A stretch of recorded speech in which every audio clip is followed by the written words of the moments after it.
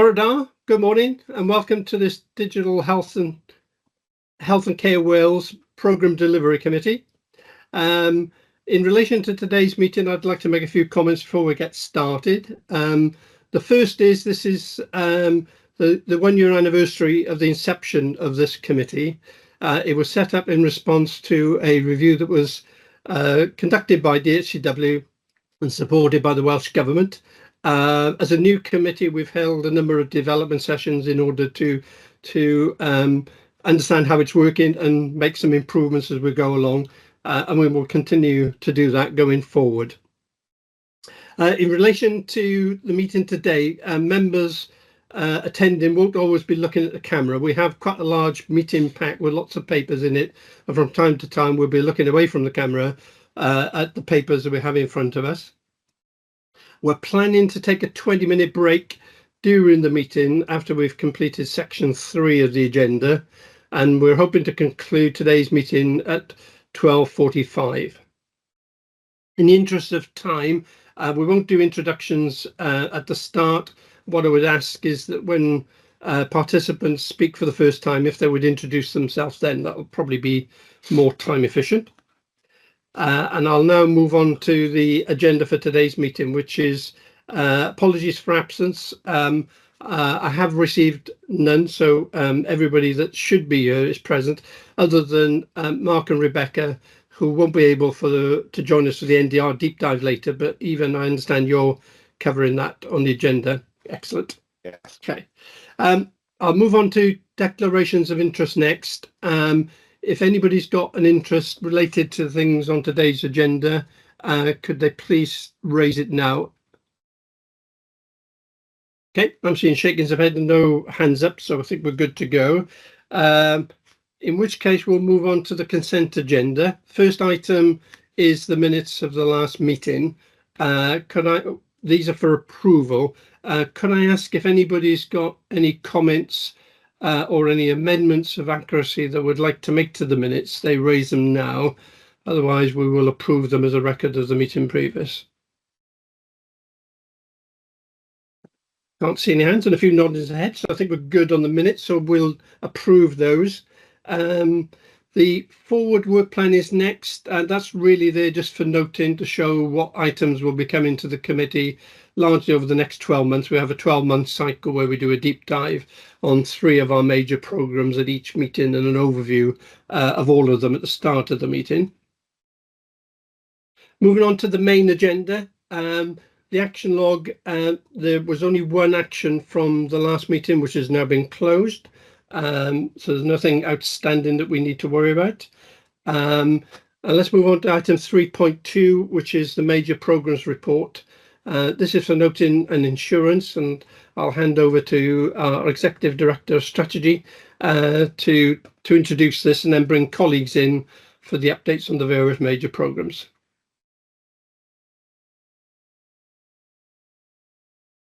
Thank you, David. Sorry, I was just getting the microphone. Oh. My connection was slightly slow there for a second. Thank you very much. So this is familiar to members in terms of general formats. There's a cover paper, there's a summary dashboard at the beginning of the report, and then we will go through each one of the major programs as defined by the committee. And as we do that, we'll focus in on each of them through the highlight report that they have, and there are various colleagues that are in to speak to those reports as we go through them. So I just want to start by providing an overview, particularly with our position being 1 year on from having established the Programmes Delivery Committee, but also the other revised and updated governance arrangements that we have. So the Programmes Delivery Committee wasn't established in isolation. It went alongside the Welsh Government's transition to appointing programme chairs for DPIF national programs, and also the establishment of the Portfolio Management Board, which is our management oversight mechanism inside DHCW. And it's been a very busy year, as members will know, in having met through the Programmes Delivery Committee and seen the way that things have evolved. And members will know I've got this mantra of evolution, not revolution. So looking for an iterative step at each quarter point, and how that has evolved. So I think when you stop and pause and you look back at where things were a year ago and where they are now. There's a lot which I feel has improved significantly, and I hope that members feel that they can take more assurance and more confidence across the portfolio than we had before. And in particular, we've focused on the consistency and the regularity of reporting, regularity in the sense of consistency and it being done in a proper and consistent manner. And I think certainly we've seen that the RAG framework, which went through 3 iterations in around 6 months, has been stable since May and June of this year. It's been very well received by chairs, and I know from feedback from programme chairs through the regular meetings that we have with them, which Mike Emery in Welsh Government and I sort of jointly run, although they are Mike's appointees, that several of those chairs have used that RAG framework very effectively in their own programme boards to have much more structured and much more sensible conversations around status and what that status means and what the implications of it. So I think that is definitely a high point. The monthly reporting as well, the standard monthly report has been of very significant help to us in an unforeseen way, I guess I would say. So we were moving into that in order to have again, more consistency across programmes. But what's happened in the last 12 months is that Welsh Government has very significantly intensified its scrutiny and oversight of programmes. We've moved from a quarterly to a monthly cycle of reporting on digital priorities investment fund programmes, and we've moved to a monthly programme on IQPD, the Integrated Quality and Performance Reviews from Welsh Government. I don't think we would have been able to serve those very well if we had not already moved to standard regular reporting. A year ago, each programme was reporting in different ways and different formats to different audiences at different times, with a lack of clarity in some cases about who exactly was signing off on that report and what exactly the report was supposed to be saying. We had all of those arrangements in place by April and May, and I think that's helped us and has helped Welsh Government to move to the more intense relationships that we have in terms of reporting and scrutiny and accountability to Welsh Government.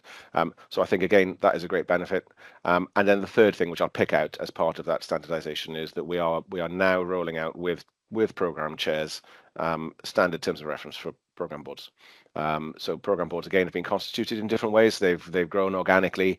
There's a, let's call it, there's a variation in understanding across boards of what the role of members in programme boards are, and there's also quite a degree of variation in how many members there are. So we have programme boards that are quite small and tight with 10, and we've got others with 40 members on them, and they behave very differently as a consequence. So we're moving towards a standard terms of reference. That's in its first iteration. That's landed quite well, I think, with programme chairs. We discussed it at a programme chairs network last week, and it's been implemented in certain programmes. But again, I would expect that to go through some iterative changes, just as the RAG framework did. All of this is moving us towards more stability, which is a large part of what it was that we wanted to do, and also more visibility and transparency. So I think that's my last part, which is that it's quite hard to remember a time when we were not as transparent in public as we currently are.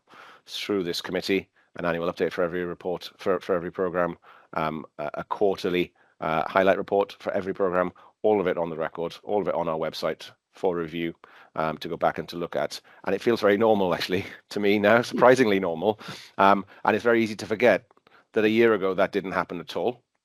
And just if you allow me a personal reflection, that was part of the rationale for establishing Digital Health and Care Wales as an organisation. There were many reasons. It's not the sole reason, obviously, but in the predecessor organisation in NWIS, there was not that transparency of governance. There was not an independent members board. There was not an independent audit function, internal or external. There was not meetings in public like this one. And so I'm really pleased to see this this prominence and this visibility. So all that is good in terms of governance. What is it telling us about our confidence in delivery? And members again will be familiar with the color of the dashboard, and there's an awful lot of red on the dashboard. There continues to be more. You'll see from this quarter's report that there is progress. That is, that delivery confidence is improving across a variety of a number of those programs. They're moving from red to amber red, or they're moving from amber red to amber green. It's going slowly, I think, would be my overall reflection of that. And I think that is that is a frustration to all involved, DHEW, Welsh Government, health boards, but it's also probably a reflection of the inherent complexity of what it is that we're trying to do with digital transformation programs. And also, I'll probably add, given it's a 1 year on kind of review, the way that we are doing that in Wales. And I'll come back to just sort of unpack that a little bit in a second, but everybody knows, it's in all the literature, it's in all the lessons learned, that digital transformation programs are very, very difficult, complex things. Multi-party ones are really, really challenging. In Wales, though, we're also trying to do that on the basis of collaborative real-time consent.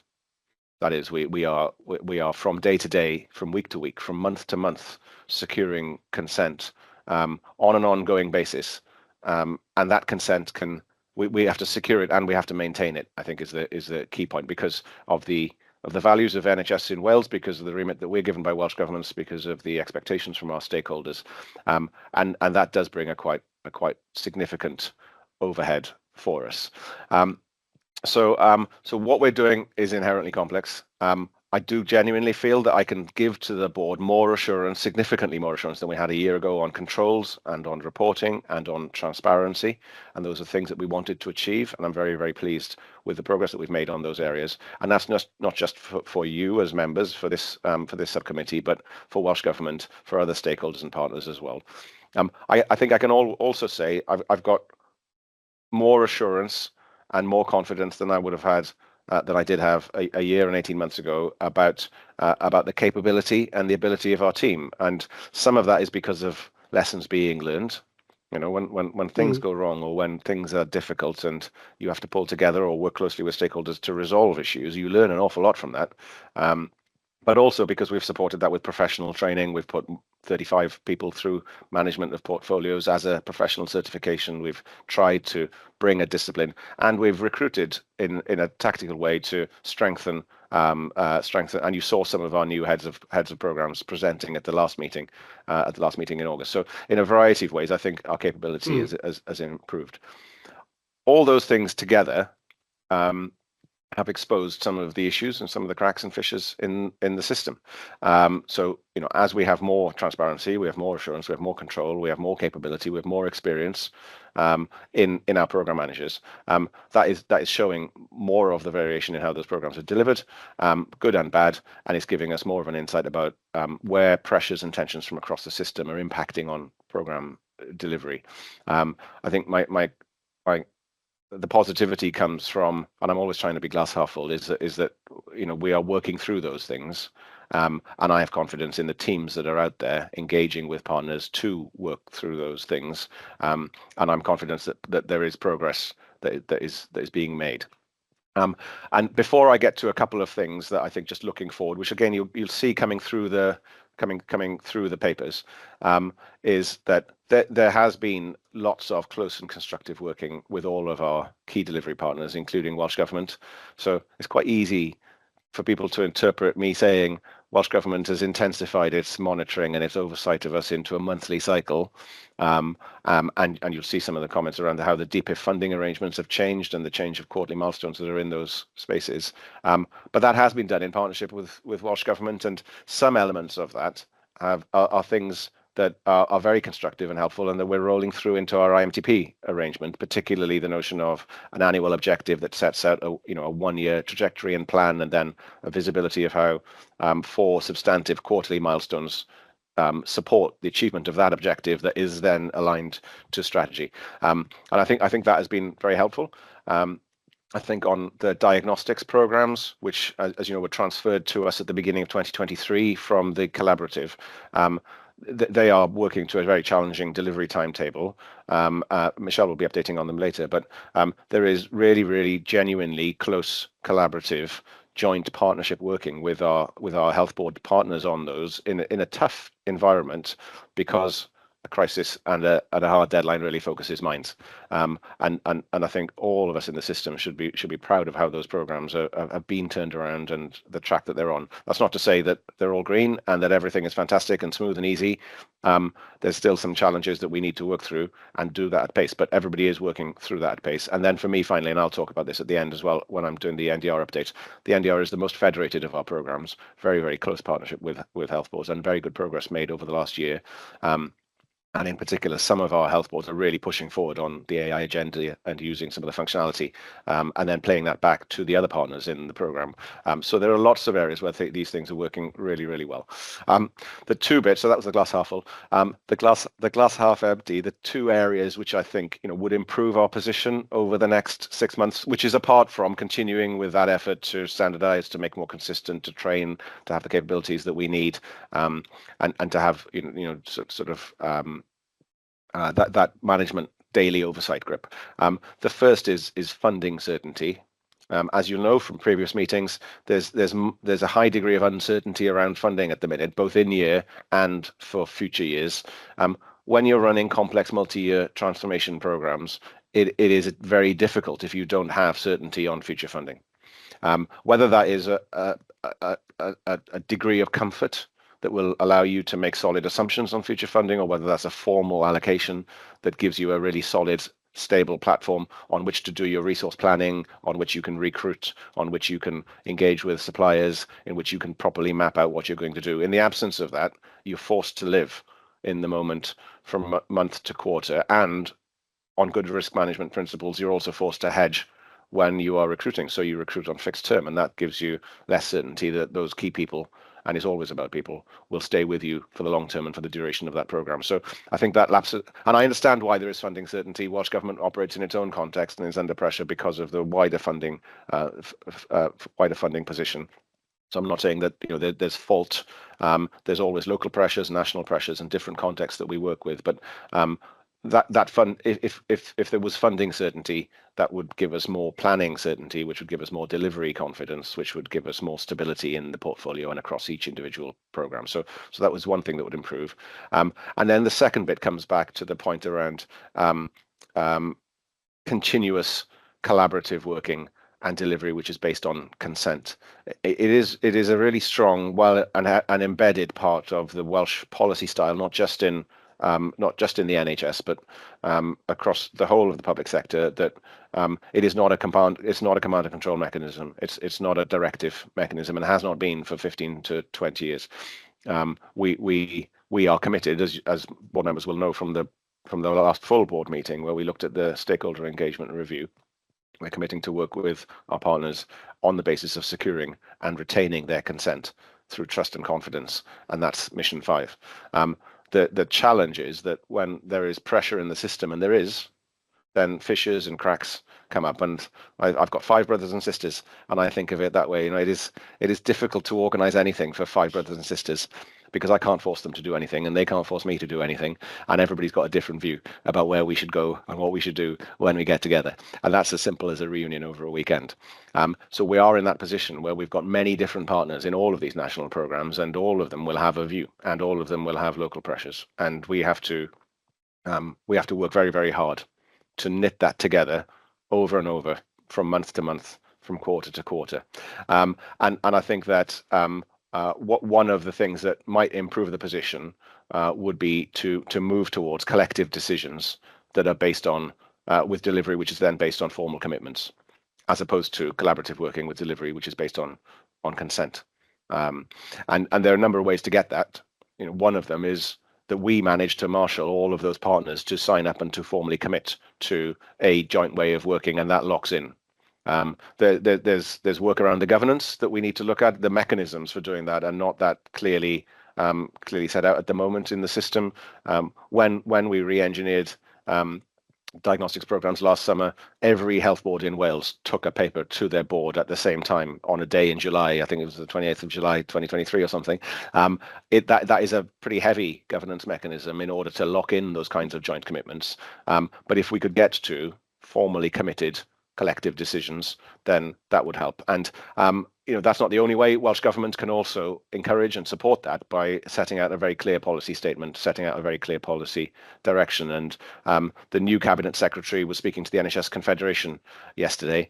That's partly why I'm wearing a tie today, as well as it's our first anniversary. A couple of board members told me, well, they were all wearing suits and ties yesterday, and I was not. I was tieless, so I thought I'd smarten up a little bit. But he spoke to that audience of the senior leadership of NHS Wales, and he was quite clear about his willingness, where necessary and where appropriate, to use ministerial directions in order to drive coordinated national working. I am, and I know that my teams and the programme boards as well are all committed to doing that on a collective decision basis. That is, make those decisions through the programme board governance. But that is hard. We know that it's hard. The lessons learned that we have tell us how difficult that is, and it may be that in certain circumstances, Welsh Government will be able to work alongside those mechanisms in order to set out a very clear policy direction that helps with getting to those collective decisions. So I think those are the two things that would probably help over the next 6 months to bring more stability and confidence. But I don't want to take away anything from the credit and my gratitude actually to the teams and to the stakeholders over the last 12 months about the progress that we've made across the portfolio. I've got a reasonable confidence that we're going to continue to make progress at that kind of pace. I'm impatient, as you all know, so I would like to go much faster. I think there are a couple of things which I've just mentioned that would enable us to go faster, and all of that. My final sort of closing thing is these are not DHCW programs. Very often people think of them as DHCW programs. They're not. They're NHS Wales programs, or they're Wales Health and Social Care programs. And so they're much broader than us as an organisation. Our role is to assure the delivery of those programs, but they're a system. They're a whole system thing, and that's what makes them important. That's what sometimes makes them challenging. I'm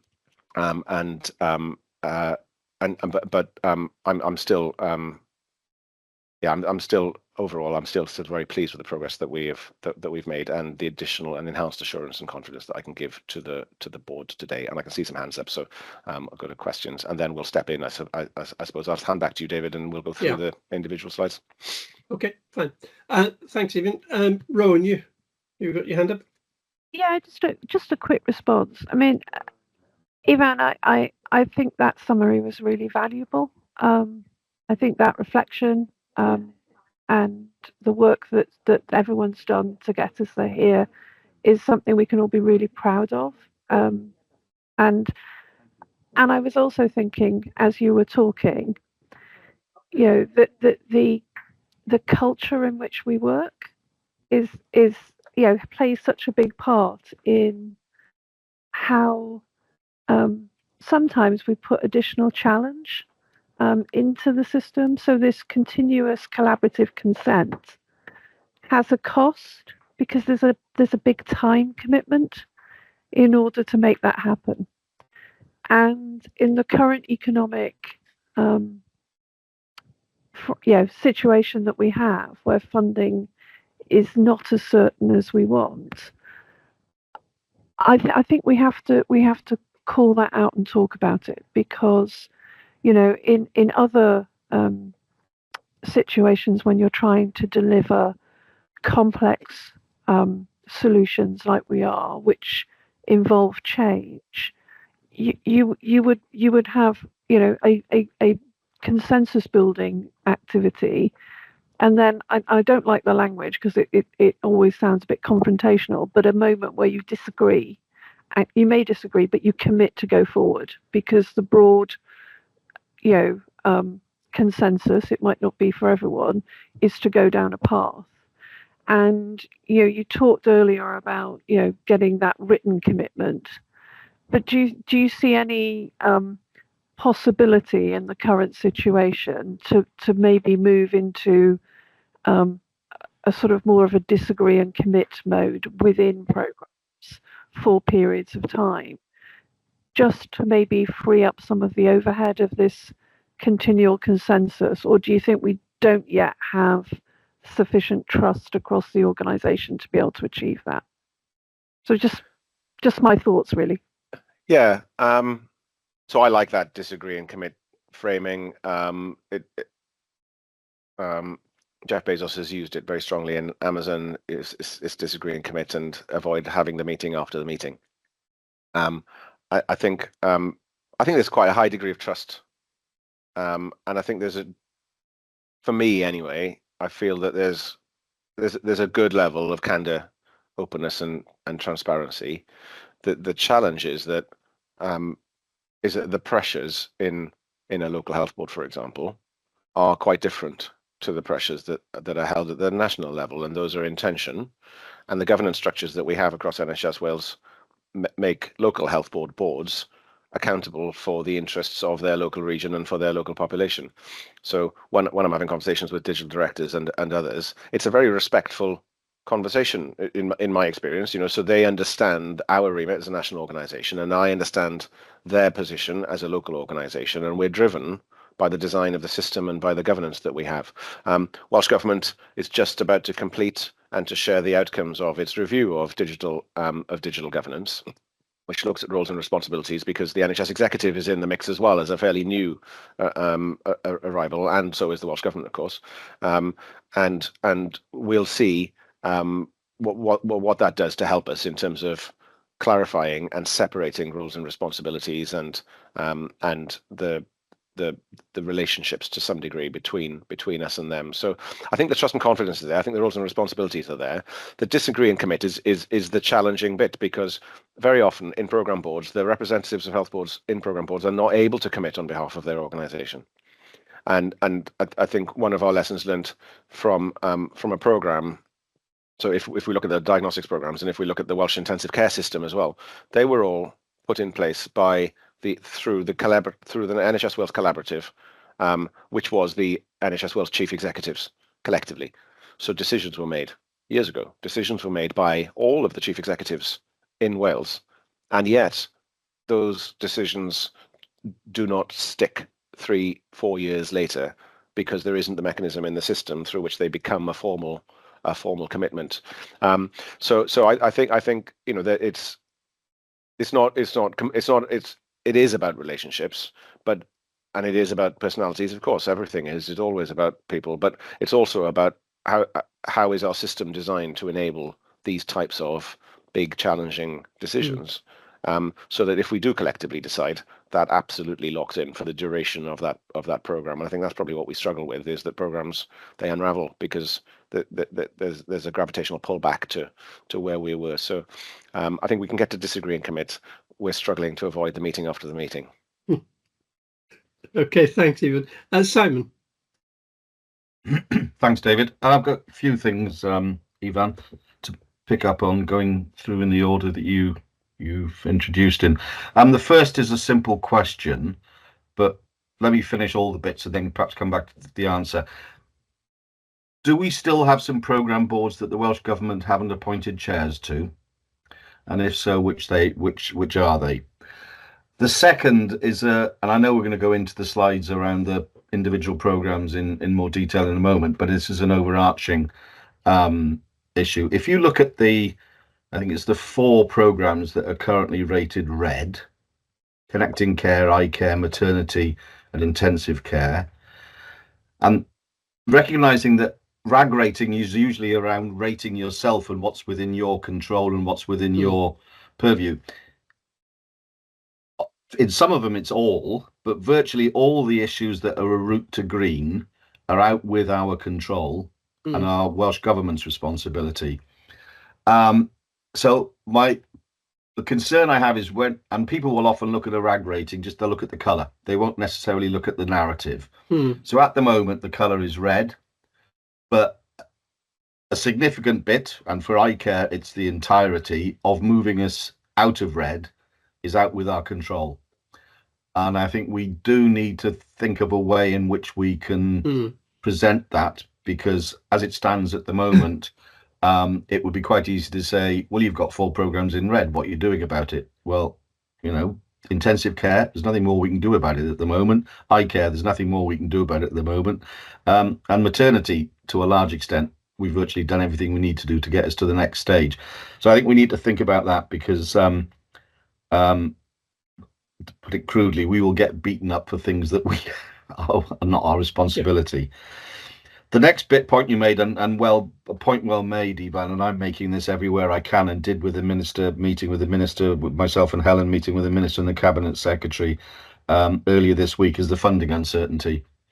We're now 1 month into the second half of the financial year, and we still don't know what, if anything, is being considered around.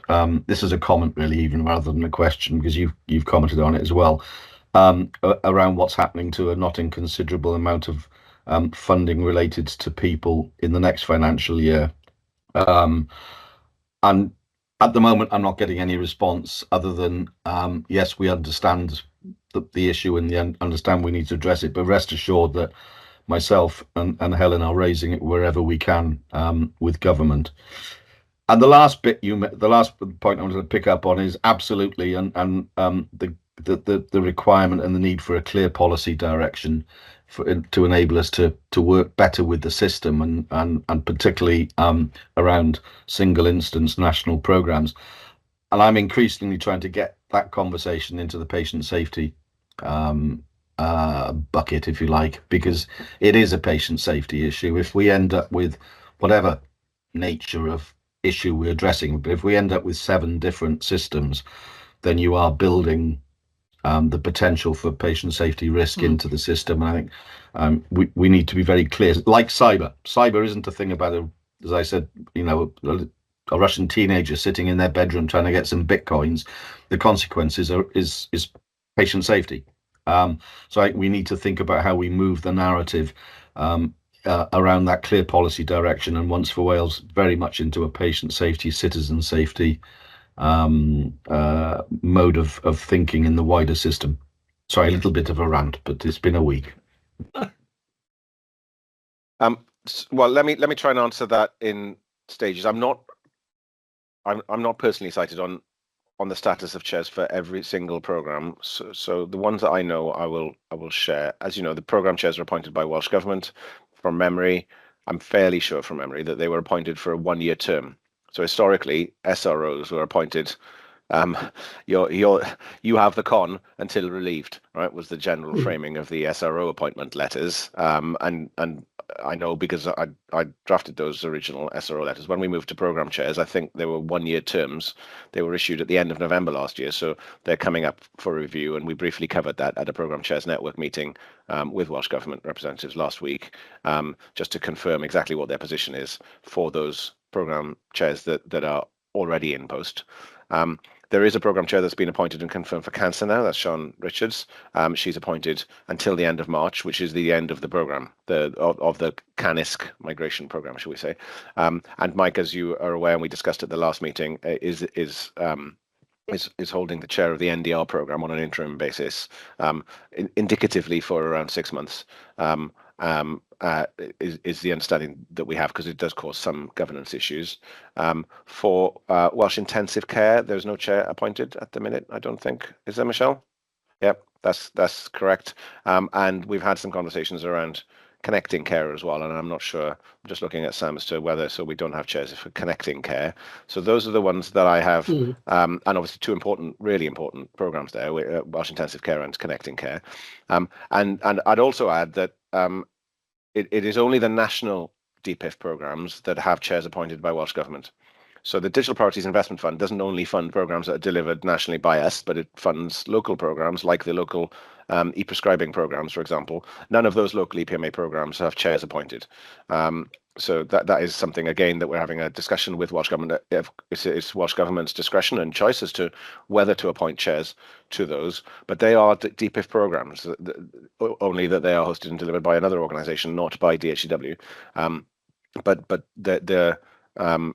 the governance model that we have of appointed independent program oversight chairs has not so far been rolled out to other DPIF programs that are funded within health boards. So depending on what you call the portfolio, we obviously look at the DHCW portfolio, but there is a wider portfolio of DPIF programs, and it's only ours that have chairs appointed. On the route to green is often out of our hands. I think that's why I agree entirely, Simon, that it is very easy for people to slip into an assumption that these are DSGW programs, that they're not NHS Wales programs, they're DSGW programs. So if they're red, it's DSGW's job to fix it. I think the challenge is that that we have an accountability to Welsh Government, but we lack the mechanisms or the authority through which to discharge that accountability. And if you remember, when we were having discussions about assembling the Programmes Delivery Committee and the Programmes Oversight Committee, there was some work that we did there on what does accountability mean, what does assurance mean, what does oversight mean. I've always been of the view, and this is inside Welsh Government and in previous roles where I was on an independent board for a national body, that accountability and authority have got to go together. You can't hold people to account if they lack the authority, and if they do have the authority, then they should be held to account. And so in some of these national programs, I think we are holding the accountability, but I'm holding the accountability in the new governance arrangements, but without the authority to fully discharge that. I'm not suggesting that I should be given all of the power. That's not the way that we work in NHS Wales, and I don't think it's an effective way of working in an environment like an NHS context where there are lots of stakeholders that are required, and this we're really clear that we're working on the basis of trust and confidence and on open relationships. But I think we are looking. I'm thinking certainly about how do we make it clearer that there's a collective responsibility to move these from red to green, and that they are NHS Wales or whole system health and care programs, not just DSGW programs, because it's no easier to fix a digital transformation program by shouting at DSGW than it is to fix a waiting list by shouting at a health board. None of this stands in isolation, and health boards need to work with their social care partners and a whole bunch of other stakeholders around them. It's never as easy as one organisation just fixing it if they pulled their finger out. How I wish it was. Thanks, Stephen. Can I just come in on the status thing that you just discussed? So, based on my experience in the private sector, when we got a programme to the point where it was ready to go, but we just didn't have the funding, we wouldn't show that as red. We would basically just stick a big thing across it and say on hold, because at the point in time when funding becomes available, then the programme usually goes to green. So just continuing to show it as red is probably misleading. I think that's the point Simon's trying to make. So as a compromise, could we consider just putting something quite large on hold, which basically says we can't move forward until there's an allocation of funding from Welsh Government or elsewhere in order to basically get the programme on started? Yeah, I absolutely right. So as you know, I'm always, well, I'm probably too keen, teams would say, to continue to iterate and to review the format of the management highlight reports. Okay. Finance in particular is a challenge for us because from a programme perspective, let's take a hypothetical. You have a programme, there's an £8 million budget. If you think you can do the job for £4 million, from a programme perspective, that's super green. And being from North Ceredigion and West Wales, from my perspective, that's super green. But from a financial management in year, that's not super green, because that could create some quite significant problems. So we're trying to wrestle with that. We're also trying to wrestle with the difference between the DSGW position and assessment of delivery confidence and the programme board one, and we're in an arrangement at the minute, and I think we should hold to this, where it's the programme board chairs that sign off. It's the programme chairs that sign off their assessment of RAG. They own that as individuals, and they do that on a monthly basis. They use the programme board for assurance and support and challenge. And I referred at the beginning to the RAG framework, because it really helped some of those chairs to have quite robust conversations with their programme board members. Programme board members will very often want to push these programmes to red. And in that scenario that you just described, that the funding is uncertain, they do that because if they flag it as red, and the way to get it away from red is to confirm the funding, they want the funding confirmed, so they flag it as red. And so there's a tool in terms of the relationships that are going.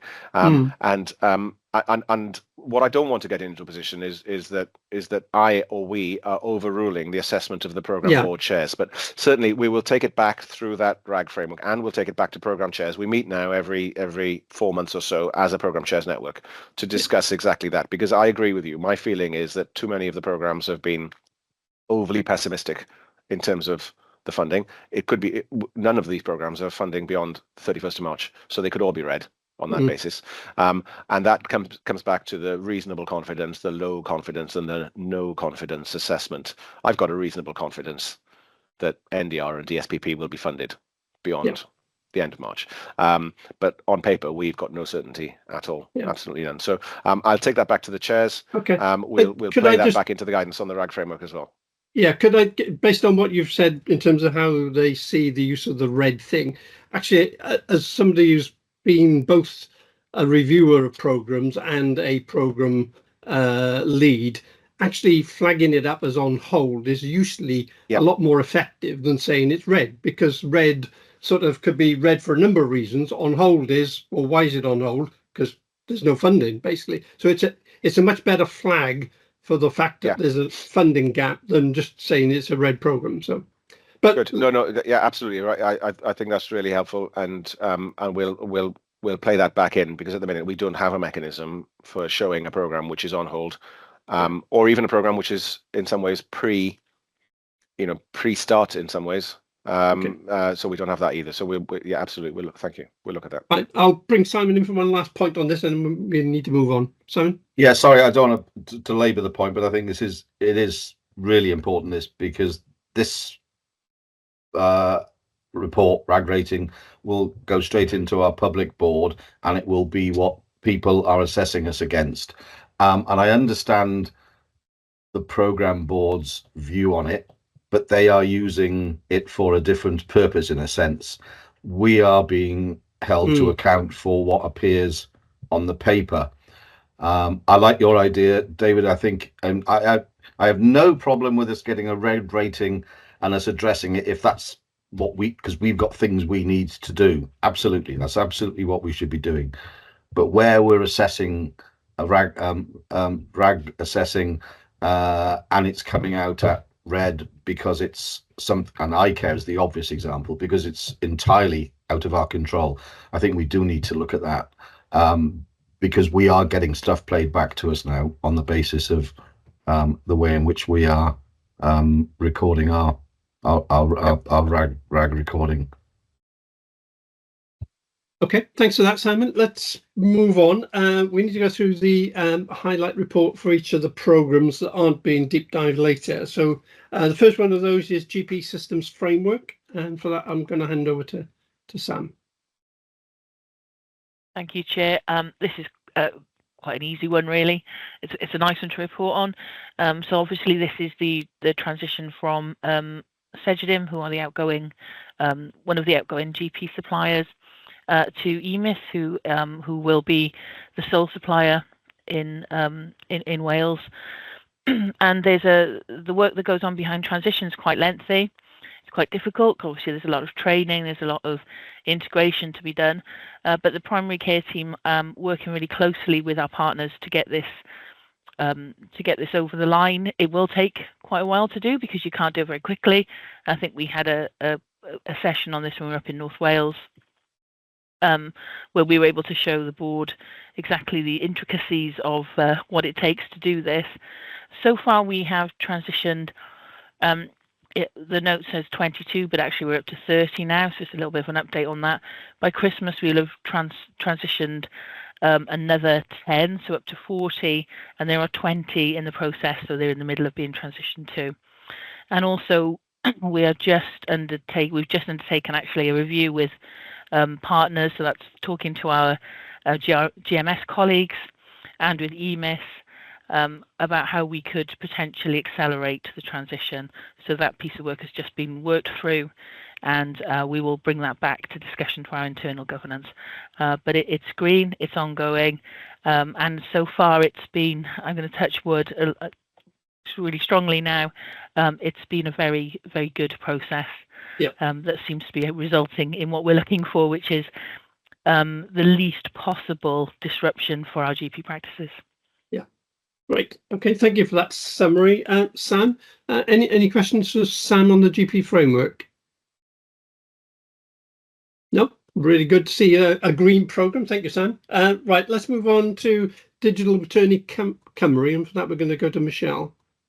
No, that's that one's to me. So is Michelle and it? I are sharing on the busy portfolio that we have between us. Okay. So Michelle will be covering the diagnostics programs, LIMS 2 and RISP, and also intensive care, and then I'll be doing the others, which is maternity and medicines and cancer, and then NDR and DSPP I think are afterwards for the deep dive assurance. So maternity is read in this rating, as you know, the papers there are lots of papers, and the papers are presented therefore prepared several weeks before the meeting, so they can be published on the website so that people can see them.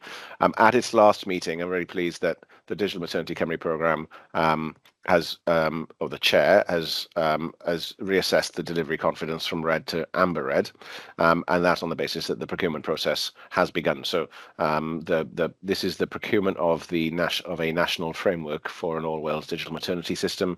That procurement process began, I think, on the 14th or the 15th of October. There's been a supplier engagement day last week, and we're expecting the expressions of interest and a list of the organisations that wish to participate within the next week or so. I believe, I'm not sure of the exact timetable, and then from that, the programme board will review the interested parties, and then we'll break that down to a smaller number for closer engagement and a dialogue process with them, which will run us through into the early new year. So that's a really important milestone for the digital maternity programme. The procurement approach in the business case was reviewed by the board at its last meeting, so I'm really pleased to see it stepping through into the next phase. There's still work to be done with the local health boards and with Welsh Government and with the national programme about exactly what the configuration will be. There's flexibility which is into the framework procurement. What that will do is give us more certainty on the numbers and on an understanding of what the market can provide for us. Because like every programme, I neglected to mention suppliers earlier. We work very closely, obviously, with our delivery partners in health boards and with the Welsh Government, but we also, of necessity, work very, very hard to have constructive relationships with suppliers. They do have contractual relationships, and we do have formal commitments with suppliers. Even then, though, sometimes there are bumps in the road and there are challenges, as people know. But suppliers are really important partners for us in most of these national programs. So understanding what the market can provide is a key thing. But we're making progress on digital maternity. It's been tough over the last few months, but we're also stepping up the delivery confidence from red to amber red, which is very pleasing to see. Right. Okay. Any questions on Digital Maternity Cymru? Can't see anything. Just one from me, even. So, if I'm right in understanding, we've got funding to do the work we're doing at the moment, but we'll need confirmation of the bigger funding to actually launch the program once we've actually selected or got a consensus around which supplier we're going to use and the associated costs. Is that right? We will, and there will need to be local business cases as well. So what we have is we've got estimated and forecast costs for the national elements and also for the local elements, based on an initial early engagement. As we go through the framework, those numbers will firm up. Health boards will need to firm up their costs. The openness of the conversation is around the extent to which we configure once nationally on behalf of all the health boards, or they configure independently. But implementation and business change is the same, whichever one you do. You know, the change for users is exactly the same. So we're working towards the end of March and early in the next financial year to confirm those arrangements with the Welsh Government. Okay, great. Fine. Can't see any other hands. So let's move on to the digital eye care programme. We're back with Sam for this one. Hi. Thanks, Chair. Yes, just to pick up on some of the points that have already been made. This programme is really difficult. Obviously, it transferred into us, and it's still in transition. In that there is no allocated funding for the programme. Essentially, the programme has finished. It didn't have a very long lead time left on it when it moved to us, and there's no road left in the programme effectively, and no finances allocated to it. We do have a programme chair that was that's been brought in quite recently, and that has been a brilliant addition. Actually, it's really helped focus the thinking around digital eye care. We've continue to work. We've done all of the background work that we can. We are in a position where we could go out to procure now. There are two types of systems. Obviously, the one that's the EPR and then the referral system. However, with no commitment to funding, and it falling on potentially on health boards to find that funding, it's really difficult. We're having some very difficult conversations with health boards on where this ranks in their priority if they were to be asked to find the funding if no central funding was available. So we are getting to a very crux point where we cannot continue to keep going in this way when there is no light at the end of the tunnel. And in my opinion, having done so much research into the space, these are critical systems. Because people are losing the sight all the time. We need some significant commitment behind this, because then I believe we could really go at pace to get this rolled out. However, we're in a situation now where all bar two of the health boards have released their staff that were working on the programme because without any funding they can't continue to keep them. Yeah. So it's red, it's properly red, but it is properly red around, very much so, around funding. Yeah, I'd put it into the category of what we talked about earlier, which is it's on hold because we need funding to move it forward. Rowan. And I think almost black actually, rather than red. This needs a restart.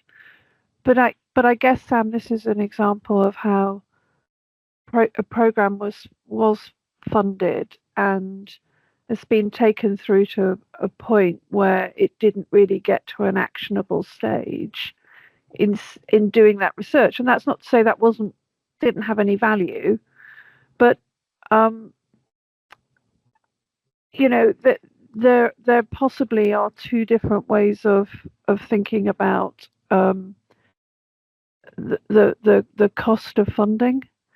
Is there something that is an off the shelf type solution, and we all know there's not completely off the shelf, or is this and it will do a job and it will allow us to protect people's sight, which has to be the first consideration, that could be deployed nationally, or is it just such a complex solution that there's a lot of building to be done, a lot of customization, and the integration overhead into the LHB systems is substantial? So I'm just trying to understand what you found really in getting to this stage. No, really good questions, and the answer is actually fairly simple. So the current program obviously sits on-prem, has been rolled out to one health board and partially to another health board. That needs to move into the cloud, but the actual system is a system that is deployed in eye care situations all around the country, into leading hospitals that do this. It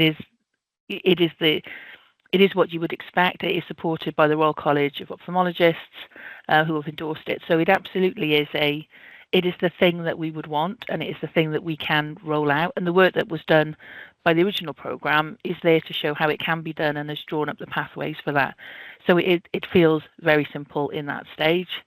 And we drew up and we've pulled up a deployment plan with how long it would take.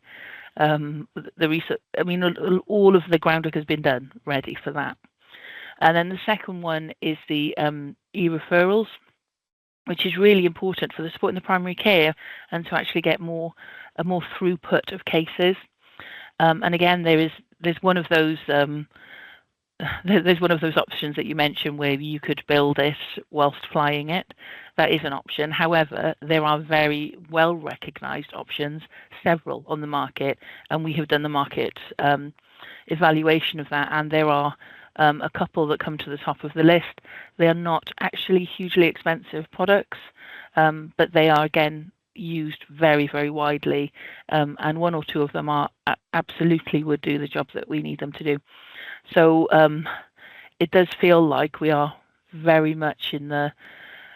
We've got some work that we need to do around the cloud hosting, which Sam Lloyd and his team are supporting us on. Other than that, it is, we can only go when we've got the money to take us, and that is a problem. Is it going to be centrally funded? If it isn't, can we get clarity around that? Because then we can talk to health boards about, is there another way to do this? Arguably, if we do it that way, it will take longer, because this may not be the top priority in those health boards, because they are all massively under pressure. We talk to these people all of the time, and their list of transformation programs, projects, and the local work they do is just growing and growing. And we're very mindful that trying to say we're top of your list is a challenge. Yes, thank you for that, Sam. And then if I could just have a quick follow-up. So the final sort of walkthrough is, I imagine many opticians in Wales are private businesses that subcontract to the NHS. So on the primary care piece, has there been any thought that these private businesses would buy the software, but we would provide, the expertise to allow them to be deployed in those businesses? So a little bit like we have with the GP cyber assurance service, where we actually bill a third-party organization to at least cover the primary care solution. Have we looked at solutions as radical as that? Well, I think that would be down to those contractual agreements with the health boards, those and not for DHW to get involved in, really. No. However, if I'm really honest, they are not hugely expensive solutions. So I'm sure there could be a way that we would get around that. One of the things we've also done to support any of that type of work with the relationship between the NHS and the contractor services is obviously the rollout of 365 and NHS email addresses. So we're laying the groundwork for that to be something that could be done quite easily. But I think those contractor negotiations are something we are quite we stay out of, and we stay out of for a good reason, because they are between the health board and their partners. No, that's a very fair comeback, Sam, and I just wanted to sort of have that conversation in public, just to really demonstrate the depth of thinking that we're doing. Absolutely. And how it really is a financing blockage on that one. Yeah. Thank you. Okay, thank you, Sam. I can't see any other hands, so let's move on to the next agenda item, which is the Bridgend Transition National System Impact. And for that, we're going to go to... Sorry, David, there was something sorry. I didn't realise you'd closed something that hasn't been highlighted there. I just wanted, it's an observation, and then I do wonder whether it needs to go into the system to look at the risk. I don't know whether people have picked up, but the BMA Council this week rejected the GMS failed negotiations with the Welsh Government over the GMS contract, and they're balloting their members. Now I'm working on the assumption that some of the key issues around being able to publicly launch the app are in those GMS negotiations, things around WIVS, the Welsh Identification Verification Service. And I do wonder whether, though it's amber green from us, but there doesn't seem at the moment to be any light at the end of the tunnel on the ability to publicly launch the app, and whether we ought to look at that, identifying that as a risk in that program. It's a risk out with our control, but we're sitting on the app. It's getting people signing up, but we would really like to publicly launch it. And as we don't know any detail at the moment. The negotiations with on the GMS for this year and my next year are stalled. That's a really good point, Simon. We do a deep dive on the app after the break. So shall we pick it up there, and we'll get a consensus view around how we escalate that if we need to. Okay, Sam, back over to you for the Bridgend update. Thank you, David, and good morning. So this is the work that's supporting the bridge end boundary change, so moving patient data from the Swansea Bay instances of WPAS into the CTM, the Cwmtaf Morgannwg WPAS instance. It's split into two primary work streams. One is the reconciliation of data and the migration of that data from those between those two instances of the Welsh Patient Administration System. And the second work stream is the testing and validation of the impact on other national systems. So there are a lot of other national systems which connect into WPAS. So we need to understand the impact of this migration of data on all of those downstream systems. So the data migration is split into 7 migration events, and the 7th and final of those is currently underway. That's it's running a couple of weeks behind the original schedule, but it's due to complete on the 22nd of this month. The build of the test environment. So in order to be able to understand that downstream system impact, we need to build quite a complicated test environment in order to enable the impact on each of those systems to be properly understood. So that test environment build is underway.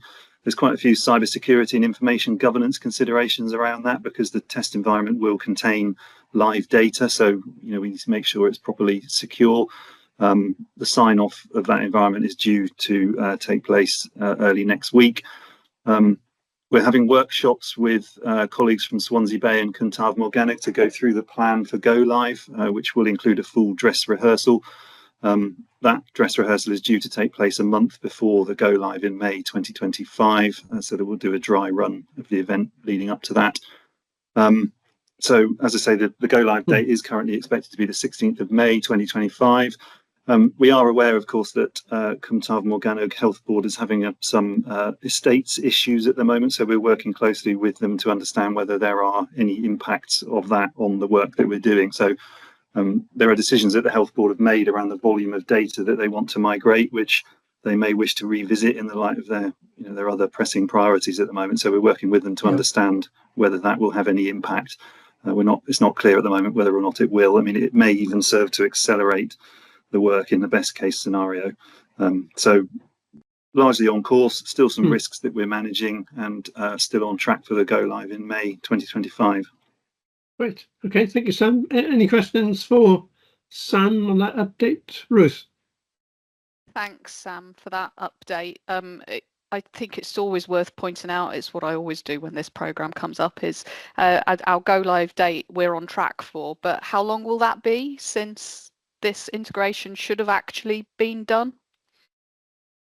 Well, I mean, the work has been ongoing for a number of years, and certainly long before my time. I think the total amount that will have been spent on it is £7 or £8 million by the time that it happens. So, that's part of the cost of the boundary change, and is really the cost of running multiple instances of the same national system effectively. So this is work that could have been avoided had we had single national WPAS instances. And I think this is an absolute salutary lesson for a number of our other programs when we're talking about rolling out separate instances of systems.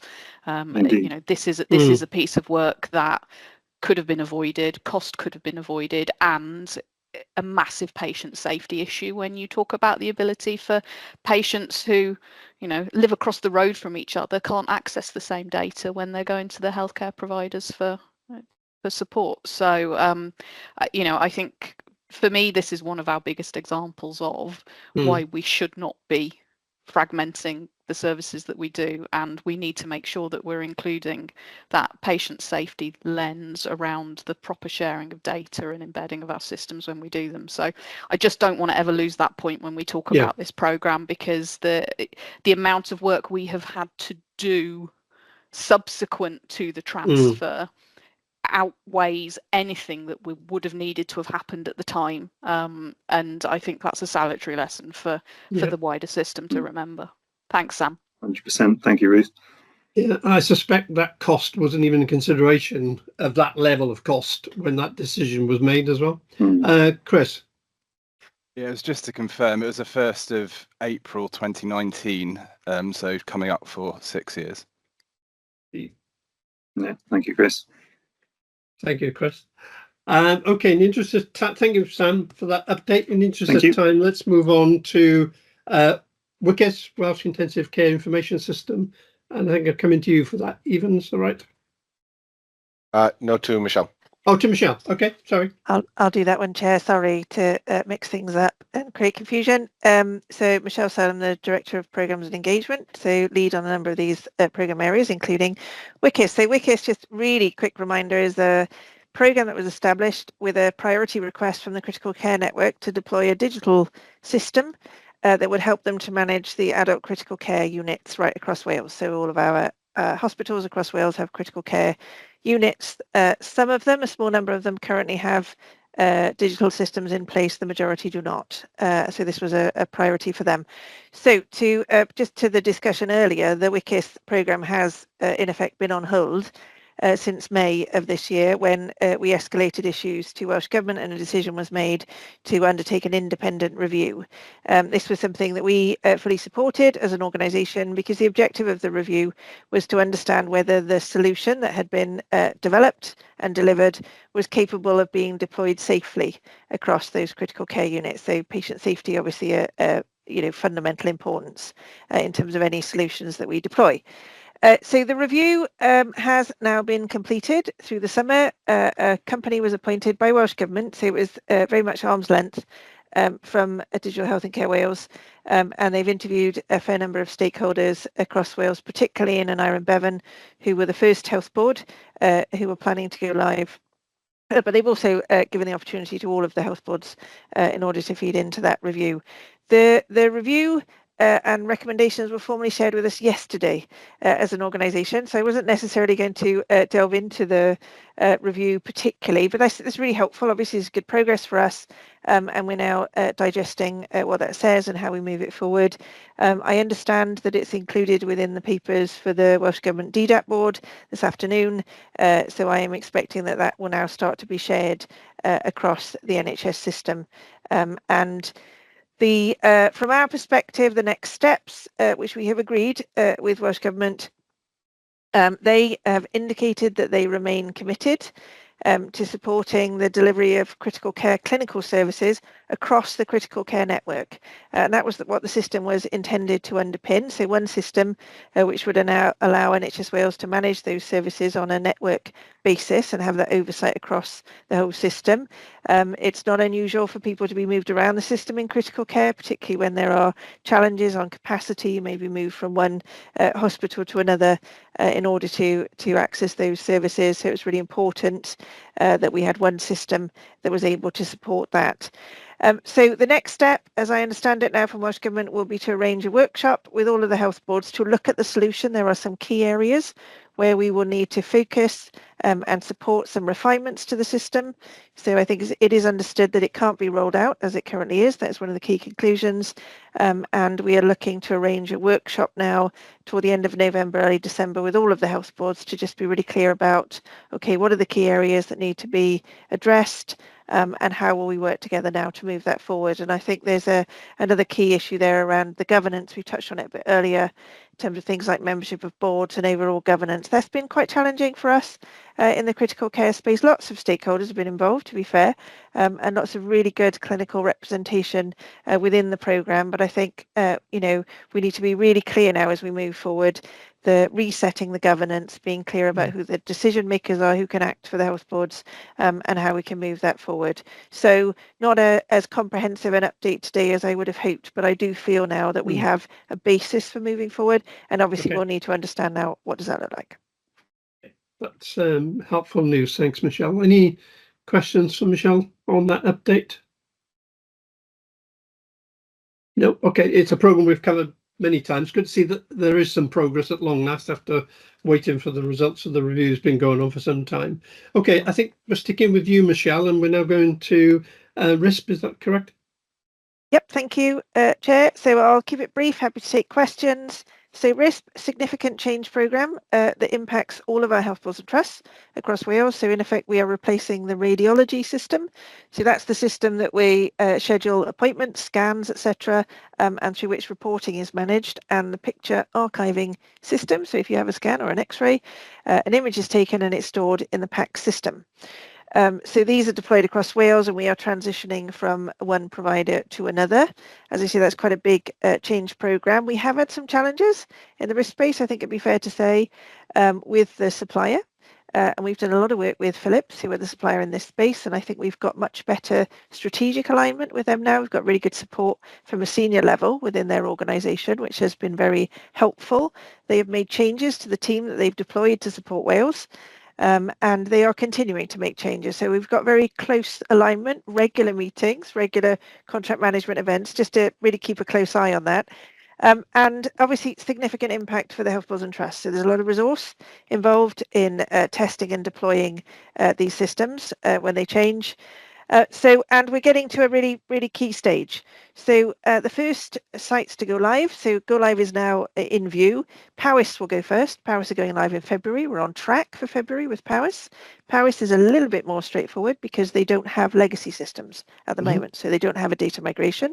They will have their own service going forward. And I believe that is to enable them to enhance the way they are delivering radiology services in Powys. So that's a helpful development from their perspective. BCU, probably the first big health board. So they will go now in April. So a lot of work going on in BCU at the moment. I know that they've got a significant amount of local resource engaged in that. We are in the middle of data migration. So the data migration from the radiology system is not straightforward. And BCU are also taking this opportunity to reconfigure their service delivery as well. So they have traditionally had 3 kind of operating units, I guess, in the key areas across North Wales. And they are taking this opportunity to bring together both the systems and the teams, as I understand it. So that is quite a significant change undertaking. We are on track for April. There's a lot of work to go in order to get to that point, and I think all the health boards are closely watching what's happening in BCU. We have had some proposed changes as a result of the close working with Philips to a number of the rollout dates. So I think my kind of summary on risk would be, a lot of work to do, big impact for the health boards, and we are supporting them with a really strong central team and close watch on that one, I think, as we roll forward. But that key date in BCU, I think, is a big kind of proof of concept, or in terms of that go live, and that will really help us then in terms of when we move forward. Yes, give us a degree of confidence as well in the rollout. Thank you, Michelle. Any questions on RISP? No, excellent summary. Thanks, Michelle. Could I ask you to cover LIMS for us now, please? Okay, last one for me. Thank you, Chair. So LIMS, so this is the system that runs the laboratories or the pathology services across NHS Wales. Again, impacts all of our health boards and trusts. Big system change. And we are moving from a legacy system to a new system. Probably worth reminding, I know board member colleagues will be very familiar, in the summer of 2023, NHS Wales made a difficult decision to change supplier in terms of this programme, which concertinaed the timescales for the deployment. So it cut them in half pretty much. And we have to remind ourselves that as a board, because that means it's even more challenging than it might have been when we set up to do that. But I'm really pleased with the work. I think Ivan mentioned earlier, it's a real collaborative effort on LIMS across Wales. Everyone's really pulling together to work together to deploy the solution. So, for example, testing is kind of shared between the health boards. It is a true single solution deployment, and they've kind of delegated testing across to the different teams so that doesn't have to be done. There's a significant amount of testing, so that really helps us, and again, a significant impact on the health boards because of that. So for safety reasons, as you might expect, we thoroughly test all of these systems before they move into a live environment, and that's where we are with the LIMS at the moment. So we're in what we call user acceptance testing. And I think a couple of things I just wanted to flag. I think there are more issues coming out of user acceptance testing than we would have hoped, which is creating more work for the supplier, for us, for the health boards. And I think that is largely because of the compressed timescales. So we're seeing some of that coming home to roost. That said, we're working through that. What we have agreed recently with the board is to extend the period of user acceptance testing. So really important, and we've made that clear commitment to the board. We won't move out of that phase and into live until we were all comfortable that the solution is stable and that we've addressed all of the key issues in the software. So that's really important. So we have agreed to extend the user acceptance testing timescale as a board, and that has impacted the go live dates for the health boards. So the first health boards who will go with the laboratory system now are Hywel Dda and Swansea Bay. So they will now go live at the beginning of May, right, which is later than they had originally planned. Again, two health boards going live together because they are reconfiguring the way they deliver pathology services, and the new system will enable them to do that so that they are acting effectively. So really important. The digital is there helping the transformation. So again, just a quick reminder for colleagues, you'll know that we have a hard backstop on LIMS. So September 25 was the date that we planned to be fully exited from the legacy for technical and contractual reasons. We have a small amount of contingency in that to the 1st of January 2026, very small amount. So by moving the UAT, we have moved the go live dates. We are now planning to complete by the end of October, which gives us 2 months contingency at the end of that period. We are comfortable that we can support that technically and that the supplier of the legacy system will support that. It's still very tight. And we will now be working again as a system. We've got a really good board for LIMS, a really good program oversight chair who's kind of supporting us all through that journey. Again, now on track for that go live at the beginning of May. We need to get through this user acceptance testing process. We, DHCW, have had some challenges in that in terms of the way in which electronic test requesting and results flow through the system. The new system is very different to the legacy system, so we've had to do a degree of redevelopment, retest, redeploy. There are other issues that have led to that extension of timescale, but I think on balance the board felt let's spend a bit more time in test, and we should see the benefits of that as we move into live. Yeah, no, it's a very sensible decision, Michelle. Any questions for Michelle on LIMS?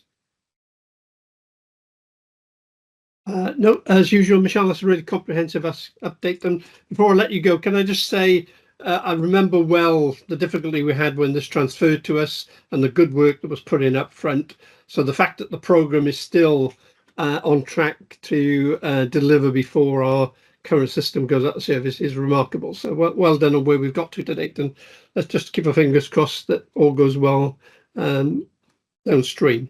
Okay, thanks for that. Right, next program we're looking at is digital medicines, and for this I'm going to Evan. Thank you very much, David. So digital medicines, as people will recall, there's more than one program in digital medicines. There's 2 programs and 2 projects, in fact. So there's the National EPS, Primary Care Electronic Prescription Service program. There's the Secondary Care E-Prescribing and Medicines Administration program. There's then a patient access project, and there's a shared medicines record or shared medicines repository project as well. The reason they're bundled together is because when the committee looked at its classification of major programs a year ago, the medicines programs were being run effectively as a sub-portfolio. So they were it was called the Digital Medicines Transformation Portfolio. We as part of our shift to new governance arrangements and consistent sort of a single layer of one portfolio and programs underneath, we unpacked that at the end of March this year. So the medicines programs unpacked, but they're still reporting as a consolidated. So I'll just run through those individual programs, and we might look at whether we bring them up and report the 2 major programs, at least within medicines space, separately. Although one is much bigger than the other. So if we go through them in order, the first is the e-prescribing system. The e-prescribing system is using the NHS Spine in England and enhancements in GP software and in community pharmacy software in order to enable the digital transfer of prescriptions. It is working only with EMIS. So we have 2 GP software system suppliers in Wales currently, although in future we will have only one because Cegedim have announced their intention to leave the market. And so it was a decision not taken independently within the program, but in consultation with the supplier that was reluctant to introduce new functionality in a program that they were decommissioning for Wales, not to provide EPS functionality in the Cegedim Vision product that we have in Wales. Which means that we are ready. I think 7 of the 8, if not all of the 8 pharmacy system suppliers now have got the EPS functionality ready. EMIS is ready, but the speed at which we can roll out across Wales is governed by the speed at which GP systems or GP practices transition off Cegedim onto EMIS. We will not complete EPS rollout in Wales until we've completed migration to EMAs in Wales, and that pushes to it's around about 2 years from now, I think. That is the GP transition program that we reported earlier. So that program is going very well to plan. It is planned out in detail. There's an enormous amount of work to be done, and although there's this seductive, can't we just speed up? The answer is, well, no, not really. So we're governed by the speed at which we're going there. Alongside that, we are looking at the transition of EPS from a programmatic phase to a business as usual phase. So the EPS program team and Sam Hall's team have worked really closely together on a business case, which will be submitted to Welsh Government for 25-26 onwards.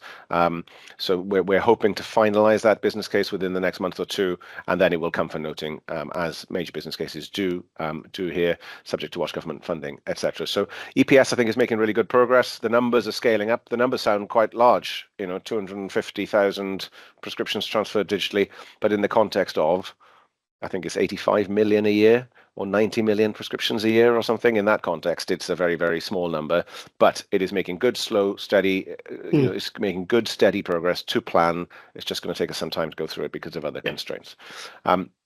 That is probably the largest of these programs in terms of its activity. Shall I pause on that one, Rowan, and take a question for you on EPS? Yeah, sure.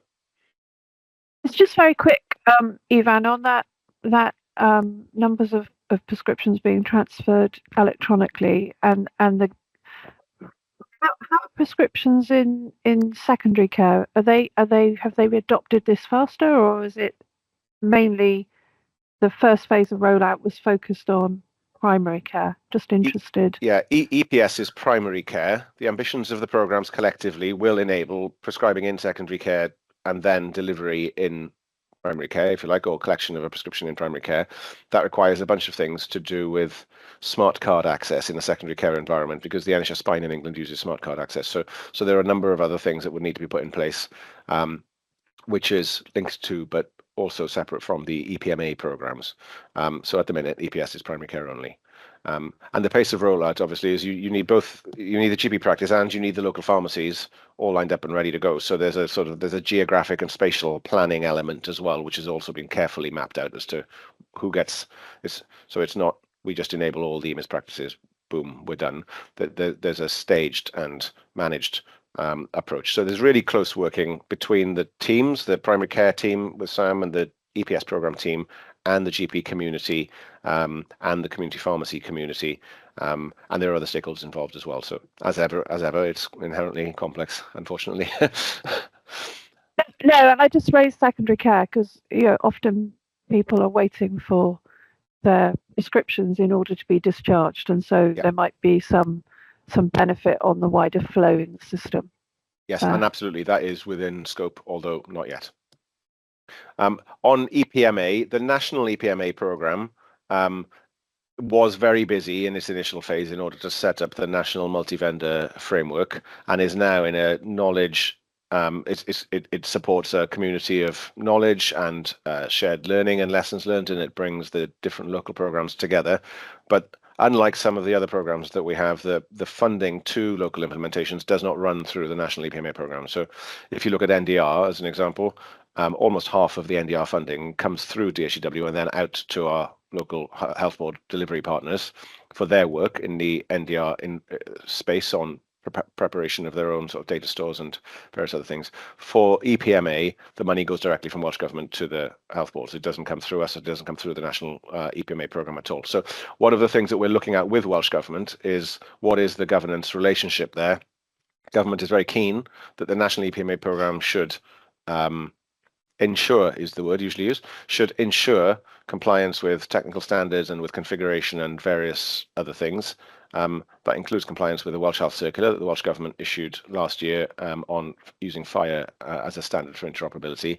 But the National EPMA programme doesn't have any mechanism or tool through which it can ensure or sanction or police or approve or deny approval or anything else. So that's one of the things that we are discussing with the Welsh Government and also with partners about how to get those relationships clearly understood by all, so that everybody understands what their roles and responsibilities are.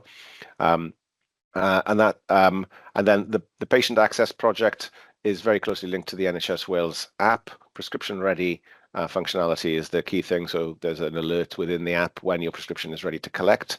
That requires certain functionality to be enabled by community pharmacy providers. The app functionality is done and is tested and is live and is being used. In some places, we're now waiting for all of the pharmacy suppliers to catch up. So I think one or maybe two have enabled that functionality. Others have got some development work to enable the triggers in their own platform. That's a relatively small project within the medicines family. And then finally, the shared medicines record, which is a really important, and if anything, in some ways, the most innovative and standout element of the digital medicines portfolio as a whole. England has an EPS and the EPMA systems, but does not have a single national shared medicines record. And this, for me, is the most exciting part of the programme. This is it's a project because it's largely being built in the NDR environment. The way that the NDR is architected and designed enables us to do that a little bit more easily. It's not a standalone. It inherits a great deal from that environment. The allergies functionality, so all the design and standard work is done. The allergies functionality has gone live into production over the last couple of weeks.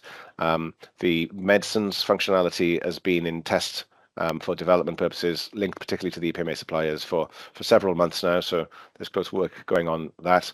We have closed the SMR project as a standalone project. And the chair has stood down, and I'm very grateful to him for the championing of technical leadership and the vision of the shared medicines record that he brought, Keith, that he brought during the life of the project. And the project is transitioning to product. What that means, it would be a standalone product team that owns and manages the shared medicines record data store and the APIs that surface that. We're in a transition period from now to the end of March, when it's fully operationally live, with EPMA implementations having gone live in health boards, hopefully by then. And during that intervening period, it is, let's say, the EPMA program board has custody of the shared medicines record team, so that there is, should there be a need to escalate, and there isn't at the minute, and I'm not anticipating that, but if there were a need to escalate, they would be able to escalate through the EPMA program board and therefore into the wider portfolio management arrangements. So we're pushing it quite hard. We are looking to try to move to product. We're looking to simplify our governance arrangements. We're looking to maintain the pace in medicines. I'm really pleased with the progress that has been made, and it's really good as well to see a program moving from project into the product space in the way that the shared medicines team are doing. Right, thank you, Evan. Rowan. Yeah, and that's fantastic, Evan. And shared medicines record as part of the NDR is just so powerful, and I would say is a foundational level kind of capability in ensuring patient safety. Many unplanned secondary care admissions, particularly in the more elderly and frail population, who tend to be maybe having multiple prescriptions, can be due to drug-drug interactions that happen because you cannot see across the primary and secondary care situation what medicines people are currently being prescribed. And so yeah, I will celebrate when we've got the data. And my next challenge then, Evan, will be how we get to the capability on top of that to be proactive in that area. But phenomenal. I think we should. Yeah, that's great. Yeah, that's great. Well, the deal with being glass half full is that you're also at the same time glass half empty. So you know, members will know that we as an organisation have got a strategic objective that all systems that handle medicines do that digitally and write to the shared medicines record. And in brackets, I would add in real time. And that is, as you said, right, hugely powerful. The initial implementation of the shared medicines record is focused on admission and discharge events. So it's not, if you are in hospital for a month, let's say, and you are receiving and having prescriptions changed during that month of your episode, at the moment in its initial implementation, that information would not be written in real time, day by day, down to the SMR. That is the ambition, absolutely. And we're working closely with Andrew Evans, the Chief Pharmaceutical Officer in Welsh Government, to maintain the ambition and scope of the digital medicines programs collectively. That there are other things over and above the programs that we currently have in flight that we would want to do, like closed loop medicines administration, systematic anti-cancer therapies, and a variety of other things. So I just want to reassure that well, it's evolution, not revolution, isn't it? Right. So we iterate, we get it running on admission and discharge, and then we focus on becoming more real time. There's a long way to go, but there's a clear vision for medicines, and I think that gives us a really clear point to be aiming at. Right, thank you for that update. Even I can't see any more hands, so I think you're covering cancer on Ridian's behalf. Is that right? I am covering cancer. As I said, there's a chair that's just been appointed to cancer for the next 6 months. I'm really pleased first that it's Sian, who I think is very strong and is going to be good, and she's hit the ground running. And secondly, that it's a digital director, and therefore there's a link back into the digital directors peer network, because their close support over the final 6 months during which CANISC is live for users, I think is really important for us. We're on plan and we're on target to turn off the user front end of the CANISC system on the 31st of March. That front end is built in FoxPro, a language that was decommissioned or discontinued in 2007. CANISC, the vulnerability in it was read on the risk register for NHS Wales as a whole since 2015, and was there read for some time. So it is really, really good that we are close to the end of the journey.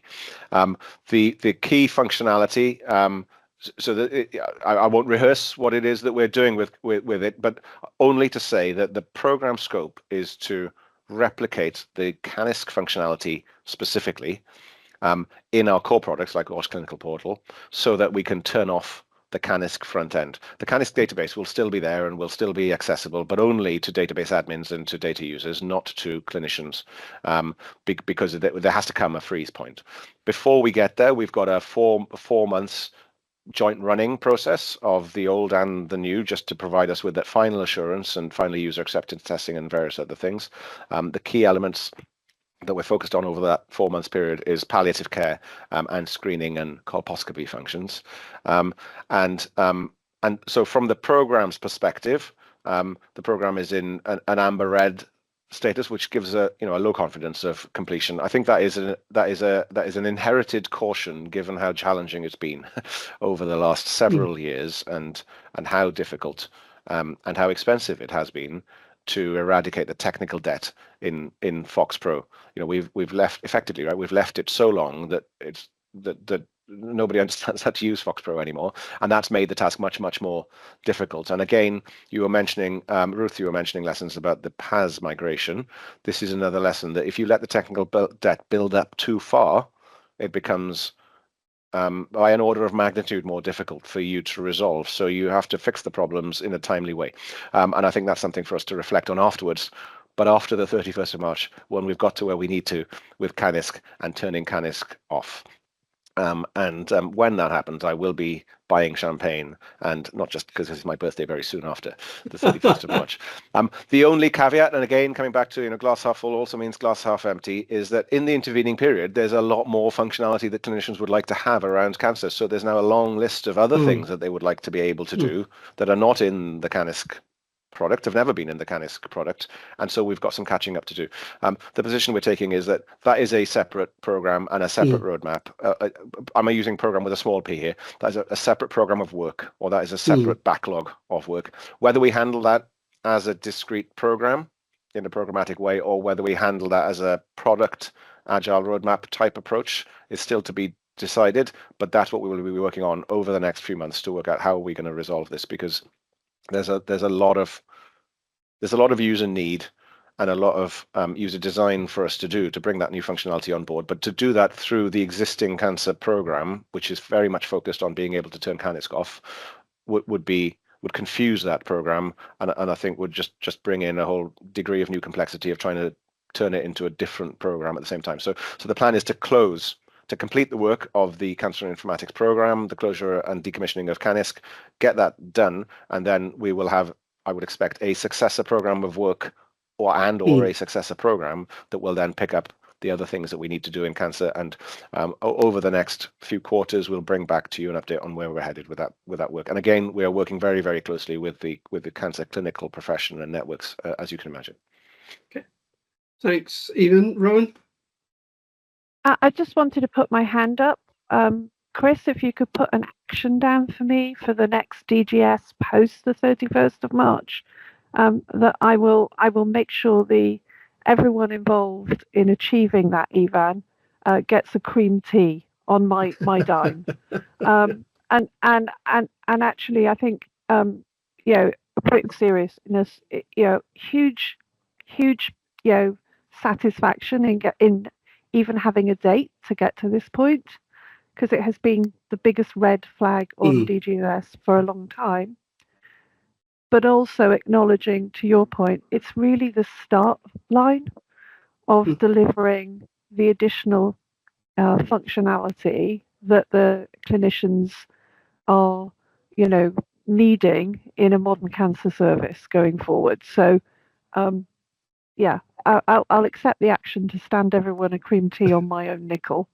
And it's really, an excellent achievement. And then the ambition is there, Ivan. So well done, and congratulations to Rydian as well, even though he's not here to hear it. You should have asked how big the team is, Rowan. I'll tell you after how many people you're buying cream tea for. Yeah. Okay, fine. Thank you for that update, Ivan. That brings us to the end of the major project report. We're running slightly over, but I think we can probably catch up to the rest of the agenda. So we're now on to the corporate risk register. And for this, I'm handed over to Chris. And this section will also include an update on the risk called the switching service 269. Oh, Ivan, sorry, you got your hand up. Yeah, I just want to flag that in the program and project report, we've also got one program which is from the non-major programs. So right. just to remind members that the approach that we're taking is that the programs delivery committee will always look at all programs that are designated as major programs, which is what we've just done. And then we've got a tail of, it's about the same number, I think, roughly, or maybe a few more, of non-major programs, shall we call them. And if any of those are in a red status, then they would also be reported here on an escalated basis. There is one which is in a red status, but coming back to your conversations about putting things on pause, etc., that it may not be a real red in that sense. That program is the Digital Change Delivery Network. So that's a program funded by Welsh Government through the Digital Priorities Investment Fund that supports a Change Ambassador program, a cohort of people going through that, and various others. In the summer, Welsh Government asked us to bring that program to closure ahead of the original timetable. So that is what we are doing. Obviously, we're working really closely with the team on the Digital Change Delivery Network, because the program is closing sooner than anticipated, and so we'd appointed people for the duration of the program, but the program is closing sooner, and therefore we're working very closely with them and supporting them for redeployment into other roles inside DHCW, or application for other roles, etc., to make sure that we've got a full duty of care to those programs because of the change in the timetable. But we're on track. I took the decision to not run a second cohort. So there was a cohort that was planned to start in September. That cohort would run for 6 months, and then there's an assessment, marking, and closure phase that comes afterwards. Decided not to do that because that would take us beyond the requested closure duration from Welsh Government. So teams are working through that. I just want to say, you'll see in the report that the owner is Stephanie Harris, who works in Rydian's team as an associate medical director. Steph has been absolutely fantastic in terms of leading this. She's been very, very hands-on because obviously of the impact on the teams in her area. So I think she's doing a really, really good hands-on job, and it's good to see that in terms of the values that we have and the way that we want to look after our employees when sometimes these changes happen in an unexpected way. So it's not RAG because of a delivery confidence issue. It's RAG because it's in a closure phase. But I just wanted to flag that to the committee. Okay, no, thank you for that. Okay, over to you now, Chris. Thank you, David and Borodar. I'm Chris Darling, Board Secretary at DHCW. So I'm just going to run through item 3.3, the risk register report. So I'm going to work through the corporate risks as they relate to the committee, how they fit in with some of the other corporate risks that we have. Just look at the changes in terms of risk profile. We are then, David, as you mentioned, going to deep dive into the switching service risk, which has been on the risk register for a while. And then the next agenda item 3.4 will just look at some of the risk trending over the last 12 months. So if I start with the current risk register, there's 18 risks on DHCW's corporate risk register. 5 of those are assigned to this programme's delivery committee for oversight and assurance. So I'll just run through each of those. The first one, 0269, the switching service, I'm going to come back to because we've got the separate paper on that. The second one, 0333, which is the intensive care implementation delay. I think we've probably covered that through Michelle's update earlier, but I'll give Michelle the opportunity to come in a second if there's anything else she wants to add. 0334, the cost of the transition team as it relates to the app. I'm going to ask Ivan in a moment if he can just update on that. That risk is due to come off the corporate risk register. It was on when the papers were published. Since then, the decision's been made that has been mitigated down to a level that can come off the corporate risk register, and we'll just make sure committee members are clear on the rationale and reason for that. 0318, the Welsh language scheme compliance. Again, I'll ask Ivan to update. This relates to the login element of the NHS Wales app being bilingual. And then finally, 0338, connecting care funding. This is a new risk that's come onto the risk register that's been assigned to this committee. We have got a deep dive into connecting care, David. So in the interest of time, it might be better to make sure Sam covers the funding element when we come on to that in the next part of the agenda. Yep.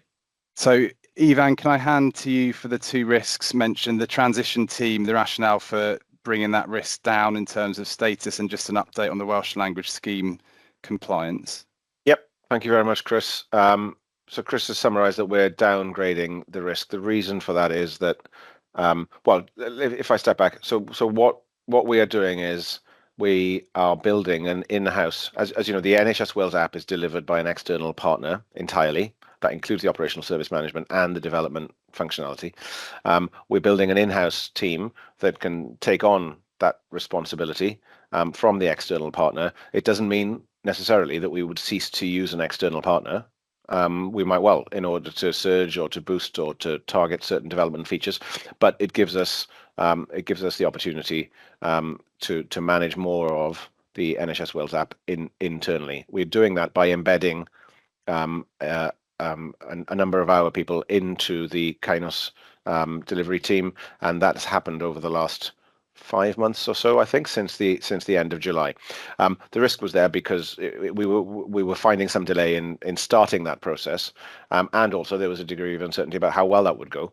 But it has in fact gone well, and the feedback that we've had back from the Kainos team and the assessment that we're able to make of the capability of the DHCW team that is working alongside Kainos colleagues is that they've made really very good progress. And so we are currently planning to take the operational support of the NHS Wales app in-house from the beginning of December, in 3 or 4 weeks. So the team will be running the operational service, meaning the regular releases and the minor bug fixes and the, if you like, the core, the basic management of the app. Then we'll be continuing that work through that team and through others over the following 2 or 3 months, with the aim that we can start to put development work packages together that are run by the in-house team from the beginning of April. So we're doing this in a phased way. We've got a significantly increased level of confidence in our ability to do that, that compared to where we were 5 or 6 months ago, which is why the risk has been brought down. And I've got to say, I'm really pleased and proud of the way that our teams, it's close working with Sam Lloyd. Sam Lloyd's not on the call anymore, but very close working with teams in the operational space, because you know that's where we do our software development and engineering. That work has gone very well, but particularly the individuals that are in that team, that they've responded, impressively, I think, to the challenge that put in front of them. So that is good. That's done the first one. And then on the second one, it's a long-standing risk in terms of the Welsh language scheme compliance. The app as a whole and the parts of the app that we manage are fully compliant with the Welsh language. The interface is fully bilingual. The elements which are not are the NHS login elements that are provided by NHS England. So NHS login is an NHS England service that's provided to us, and certain parts of the NHS login service are not available in Welsh. They're only available in English. That includes both the user registration and identification process, where you authenticate who you are for the first time, or you prove who you are, and then the authentication, the username and password type login. If you're using the app on the phone, you don't see that, because on an iPhone, for example, as I do, you don't see that because Face ID substitutes for it. So my experience in the app is Welsh end to end. But if you're on the website or others, you do see some of that NHS login. We've worked with NHS England to understand how much work is required. It's a six-figure sum, so it's not insignificant. And we've also worked with Welsh Government to secure the funding for that additional feature enhancement. When we presented that as an option to Welsh Government last year, there were other priorities there were other features that were prioritized above that. But I think we're now in a position, I'm only sounding hesitant because I'm not sure if it's been formally confirmed yet, where we will have funding for the Welsh language functionality in the NHS login, and so we can crack on with that work. As ever, it's subject to the work plan and to the other work pressures in NHS England. But we've had lengthy discussions, and we've had a very close engagement with the NHS England and NHS login team on that. So as long as there isn't a change in assumptions from any of those parties, Welsh Government, DHW or NHS England, I think we will be able to complete that work within the next few months. Simon? That was going to be my question, really. I mean, perhaps be a bit firmer than, if it is possible, than the next few months. So from the point at which Welsh Government, now, having in the past said they didn't have the money, saying they now will fund it, what is the timescale of sorting out a Welsh login, recognising that it's NHS England who have to do the bulk of the work around that? Yeah, I'm sounding nervous because I think we've just landed this in the last week and a half, and I was away for half term last week, and it's been very frantic this week. So I've not had a chance to catch up with Matt on the NHS team. I know I'm landing him in it completely, and I'll give him a heads up. But he's giving the annual update on the NHS Wales app in the next section of the report. So I'll send him a quick message now to tell him there may be a question coming his way about what we think the timetable is. But my understanding is that I think that we've agreed with Welsh Government, and we've had NHS England lined up for quite some time.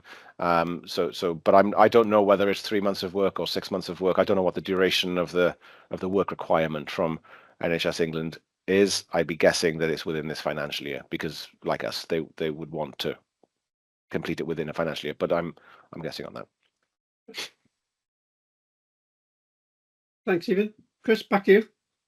Thanks, David. Yeah, so I'm just going to cover the switching service deep dive paper, and I'll bring Ivan in on this one as well. Colleagues will be aware of this risk. It's been long standing. It's been deep dived at the Digital Governance and Safety Committee previously, before it was transferred to this committee. And the reason it was transferred to this committee is the solution and mitigation being through the National Data Resource Programme, so the programmatic element. At the last Audit and Assurance Committee, and Ruth and Mariam were obviously on that meeting last month, the long-standing audit action relating to the switching service, it was agreed by the committee that would be taken off and marked as complete from an audit perspective. So that was an Audit Wales action around prioritisation and timescales for the switching service. Since then, a number of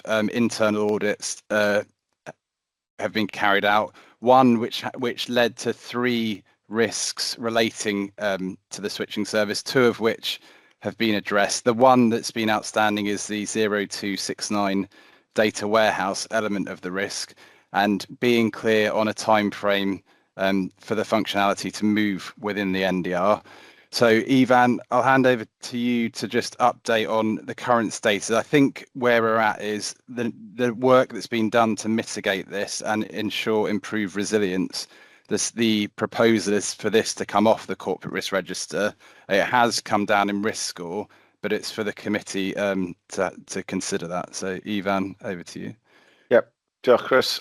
There's not much for me to add really. The paper is quite succinct and clear that there was a long-term and a short-term risk. One was sort of a resilience one about an unexpected and immediate failure, and the second was about the replacement of a legacy product.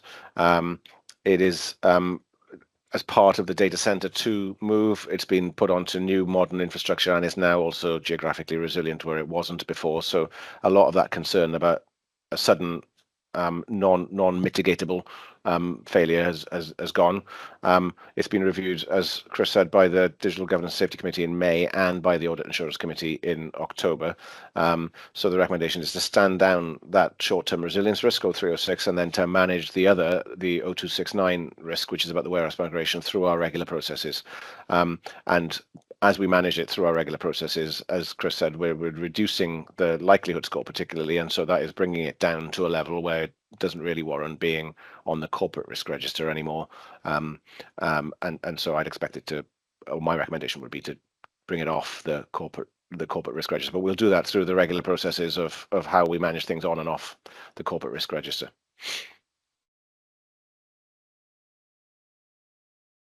Okay. Just looking for confirmation, the committee are comfortable with that approach? Yes, thanks, Chris. I'm certainly comfortable. Can I just seek colleagues? Yeah, I'm getting nods and thumbs up. So yes, we're comfortable with that approach. Thank you, Chris. Thanks Chair. So I'm just going to quickly run through some of the changes on the corporate risk register. The one to note particularly for this committee is 0338, which I mentioned, the Connecting Care funding risk and the complexity around that programme and the local authority interface. But as I said, we can come on to that in the second part of the public meeting. 0337, Sustainable Digital Services and Development Funding Model. We've talked a fair bit throughout the meeting about funding and sustainable funding, particularly as they relate to programmes. This risk has been assigned to the Audit and Assurance Committee as a new risk because it's slightly broader than just major programmes, and there was an update again at the Audit Committee last month around this, so the oversight will take place there. A risk that's been removed is 0332, Sustainable Major Programme Funding, so it's very similar to the new risk, the nuance being that risk that's come off went on as we approached the start of last financial year to recognise the number of programmes where we didn't have confirmation of funding moving forward.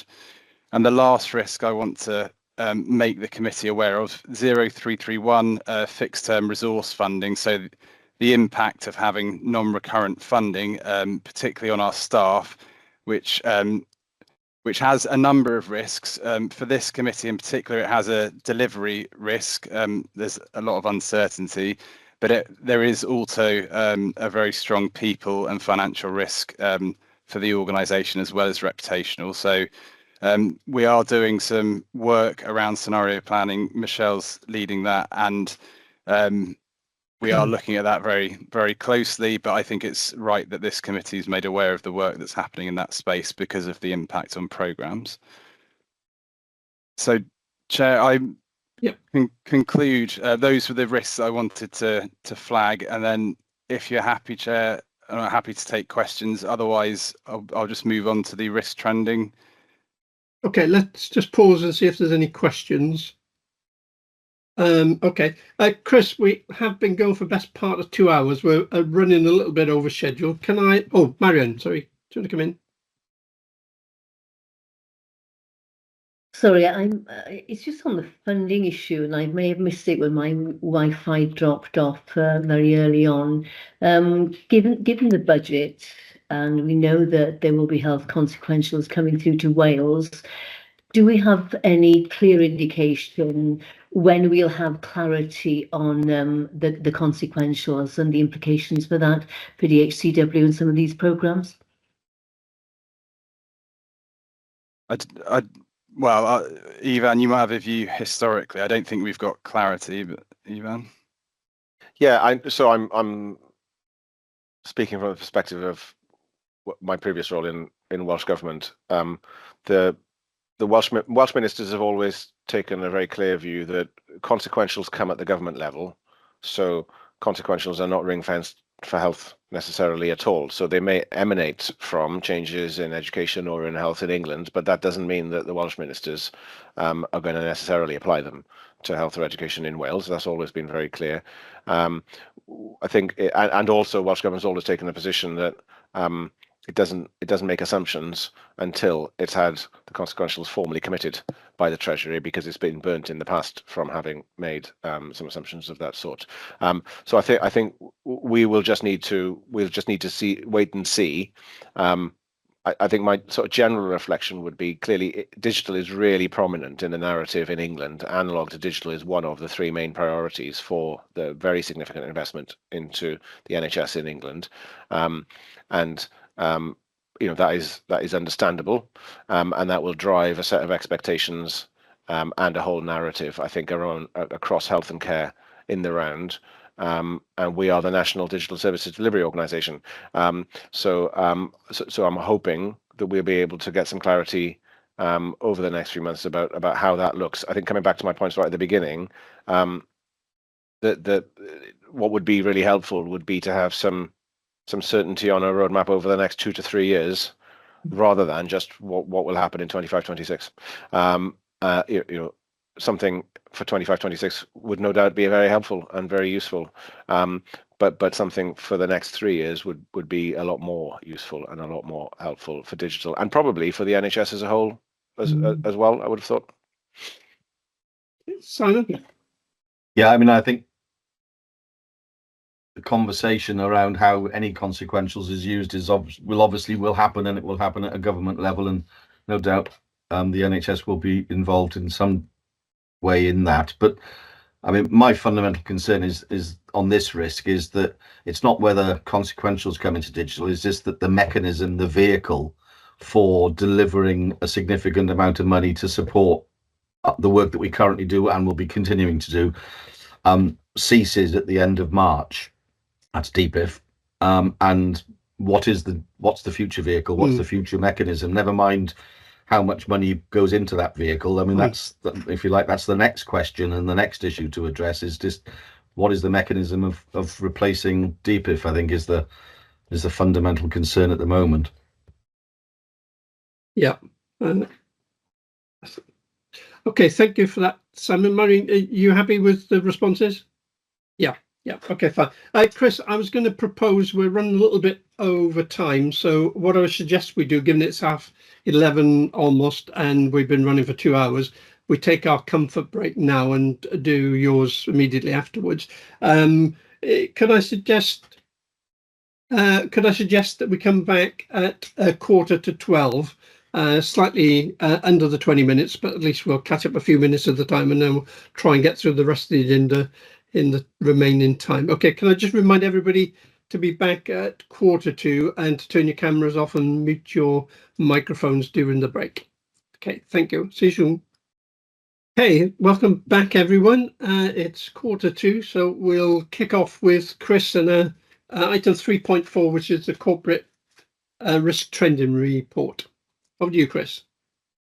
Thank you, David. Hopefully the slides have come up and you can see the slides on screen. So I'm just going to work my way through. So on an annual basis, we consider the movement and trends in the corporate risk register and how it relates to the risks assigned to our committee. So we've done this since Rowan requested it for digital governance and safety a couple of years ago, and we've rolled it out to each of the committees. This is the first time we've done it for this committee, being the first year of the committee, but we will be looking at a 12-month period. So just to give some context and a bit of background, as mentioned earlier, we do have a committee assignment approach. So we assign corporate risks to a committee for oversight. And during the last 12 months, from November 2024, program risks that were previously assigned to the Digital Governance and Safety Committee transferred over to this committee for oversight and scrutiny, and have been the case going forward from this date. They were previously overseen by the Digital Governance and Safety Committee. And also probably worth making the point, Chair, that a number of our risks relate to national programmes that we lead on behalf of NHS Wales. So there is a lot of nuance in relating to some of the risks, as has been discussed previously on this committee meeting, particularly things like certainty around funding. Each corporate risk is reviewed and approved to go on the corporate risk register by the relevant executive lead.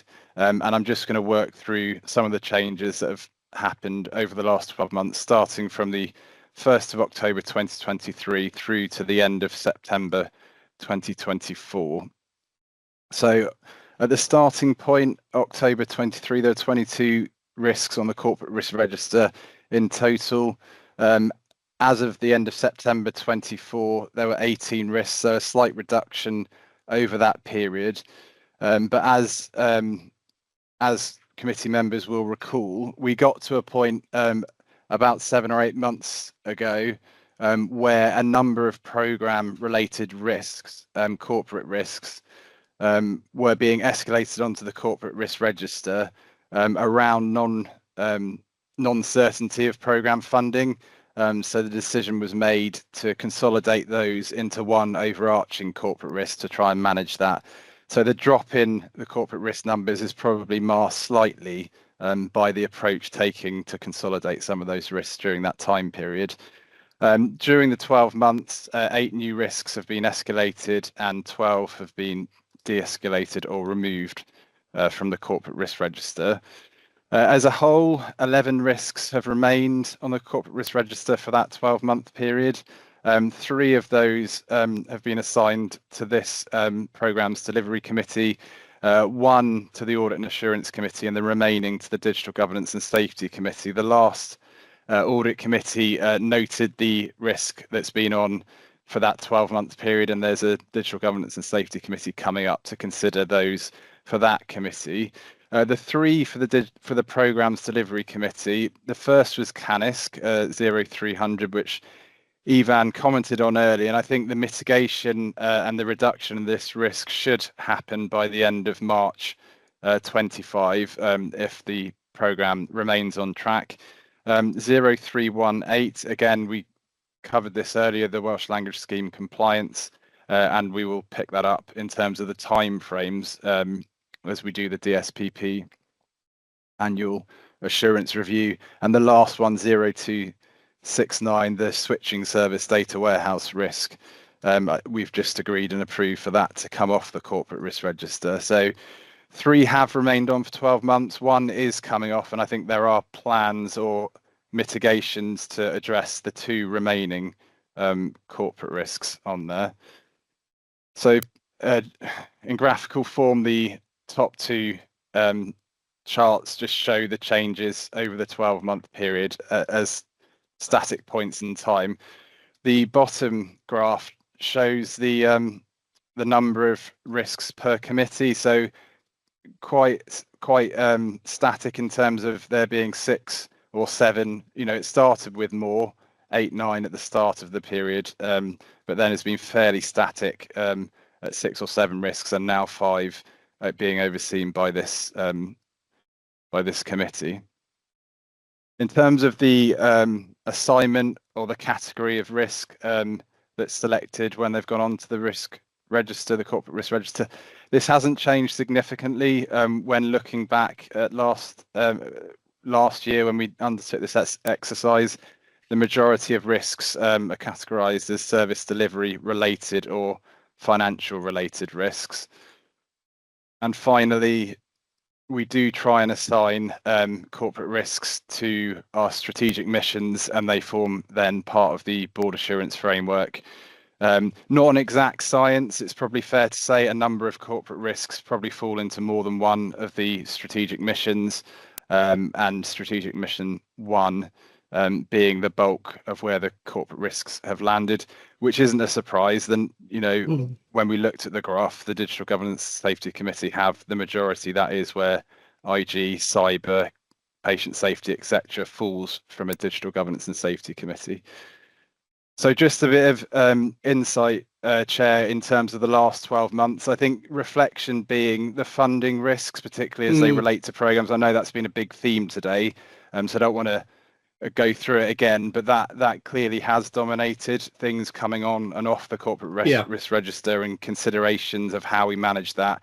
And it feels a bit like the situation we're coming into now is very similar to the situation last year. So the session that we had at the audit committee last month around looking longer term at what a sustainable funding model would look like for us being key in terms of the long-term mitigation. Yeah, absolutely correct. Yeah. Rowan. Thank you, David. And I don't want to rehash the whole of the finance conversations again. It just occurs to me that the decision to roll up all of the funding risks into one risk perhaps doesn't give full visibility to the consequences of the risk. So we've heard today about the ophthalmology program and the fact that it's unfunded, it's on hold. The risk consequence of that could be quite life limiting for citizens of Wales who need urgent eye care, and that gets lost by it being bundled up into the need for a sustainable funding solution for the business. I just wanted to kind of raise that as a bit of a topic because there's unintended consequences of trying to be crisp and clear about where the risks are, and just wanted to perhaps pose the question to people about how then, as you think about securing funding, how the different begging bowls of need are prioritized in terms of getting cash allocated. So I just wanted to ask that because I think it's pretty salient for this committee and assurance around project delivery. Yeah, that's a really good point, Rowan. Chris, I'll bear with a second. I'll just bring Ruth in and then maybe you can pick up both points. Thanks, because I was just responding to that point of Rowan's. I think it does feel like, given the conversation that we've had today about how we articulate our dashboard, that actually that provides another lens for us to look through the risks at, which obviously we didn't have previously. So I think it's a really valid point about how we actually draw that out within the wider piece, and making sure that we've got our risks grouped around patient safety, things we can and can't do anything about, all of the things that we've discussed today. So I think that provides a different lens to one we hadn't been using previously, and actually probably there are a few risks that could benefit from that lens as well. Yeah. Diolch. Simon, do you want to come in before I hand back to Chris? Yeah, because I'm thinking this through on the hoof, as it were. Because obviously our risk register is risks relating to the business, and what Rowan and Ruth are talking about, which is more than legitimate, makes all sorts of sense, is the risk to the citizens of Wales of X not happening within a certain time frame. And obviously you coming in now, Chris, maybe we need to give some thought to how we would display that, because clearly you need to be objective in this sort of thing, and this sort of thing is very wants to subjectivity, isn't it, in terms of how you express it, but it's almost something that sits alongside our risk register, isn't it, rather than in the risk register, because the risk register needs to be discrete to the risk to the business, but us not doing something clearly has an impact on. It's almost it's a parallel thing to the benefit stuff we're working on, isn't it, Chris, in terms of, this is the benefit of doing this program or this application. Well, what is the disbenefit of not doing another one? So probably we need to give some serious thought as to how you would actually, one, quantify it, and two, display it or surface it. I think Simon, you make an excellent point. My thinking is, the organisation needs a sustainable funding model, and that is the overarching risk to the business. But also in the sense that in the current climate, I think it's unlikely that we would see the amount of investment in future projects being across all of the projects that maybe the clinicians in Wales would like us to see delivered, and the digital directors and across the health board, those wider needs all get delivered. So underneath that, there has to be some mechanism of surfacing the competing priorities and the consequences of them when we are ultimately operating in a system whose responsibility is first do no harm. And so just I'll leave it there, but a topic perhaps for us to think about and consider a bit more widely. Yeah, absolutely. Sorry, David, to cause you angst as a chair, because this is such an important issue. Because in the meeting we had, Helen and I had with the Cabinet Secretary and the Minister earlier this week, the Cabinet Secretary raised the issue of prioritisation, and it clearly gone to the heart of the issue.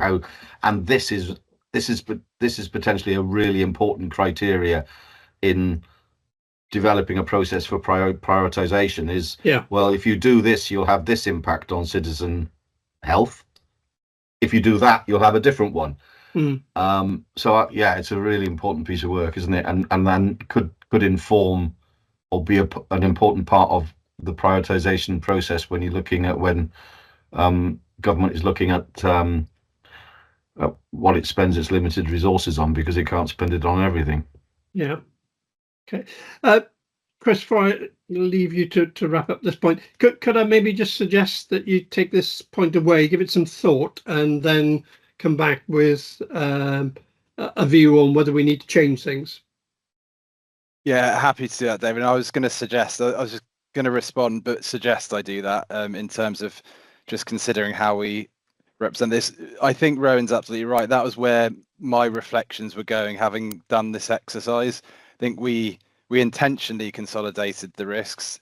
Ironically, over the last month or two, we've intentionally done the opposite by adding the Connecting Care funding pressure explicitly onto the corporate risk register because of the situation we're in, because of the impact on regional teams, etc. And I think we probably do need to do that. The other thing to mention is our structured assessment comments on our risks and also how we reflect risks to the wider system. That's a really hard thing to do sometimes when, then they're almost not for us to comment on, but they are at the same time. But yeah, happy to go away and make sure we consider how we bring this back, and I'll update at the next committee meeting, David. Great, thank you, Chris. Okay, let's move on to the assurance agenda then. Item 4.1. Evan, did you want to say anything, or shall I just go straight to Sam and Lee for the first of the updates on the deep dive?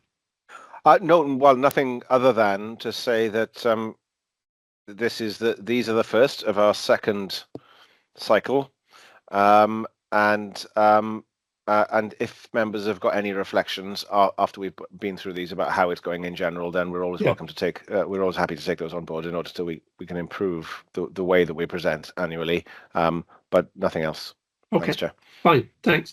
Okay, we've got about an hour of the agenda for this and 3 things to get through. So, Sam, if I could suggest of your 20-minute allocation, you spend no more than about 15 minutes presenting, so that we've got at least 5 minutes for follow-up and questions. That's okay?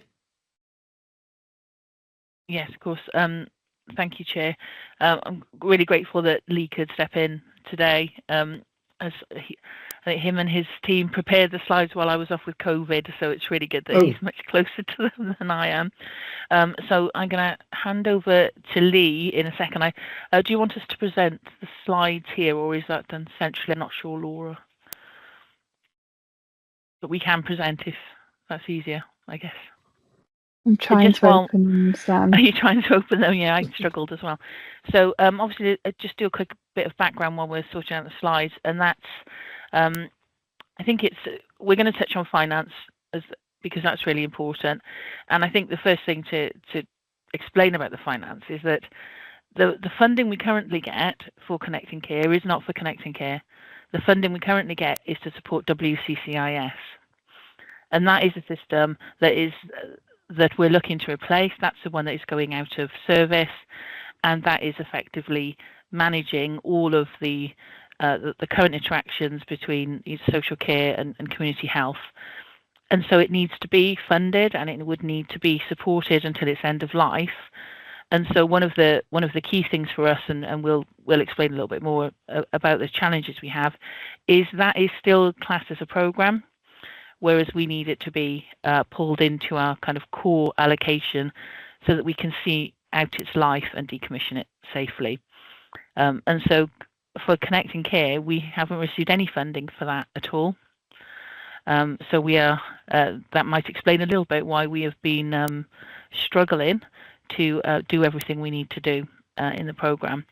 That said, as outgoing programme of WCCIS, whilst it's not fully deployed, and it hasn't been fully deployed across health boards and local authorities, it has done an awful lot to support the requirements of the real aim behind it, and that was, to really be able to start showing the power of integrating and sharing care across those systems. It has worked well to do that, and I think one of the really big wins that WCCIS had was it got a lot of people off paper, a lot of people wedded to paper processes and now digital and are working digitally, and that's another driver for when we lose the care director product and we move to a new product, that product has got to be good, and it's got to be much better actually than the care director product, because people's requirements around how they use digital tools are much more sophisticated now, and they're used to using them, so they will be measuring them up against other tools that they use in their work life,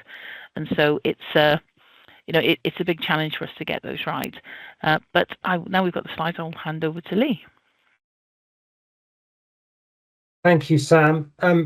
There's a pack of 13 slides. I'm not going to go through all of them. Some of them are for kind of background, just a reminder of why the Connecting Care programme exists. So if you can progress through them, Laura. So yeah, I think Sam's already covered this slide.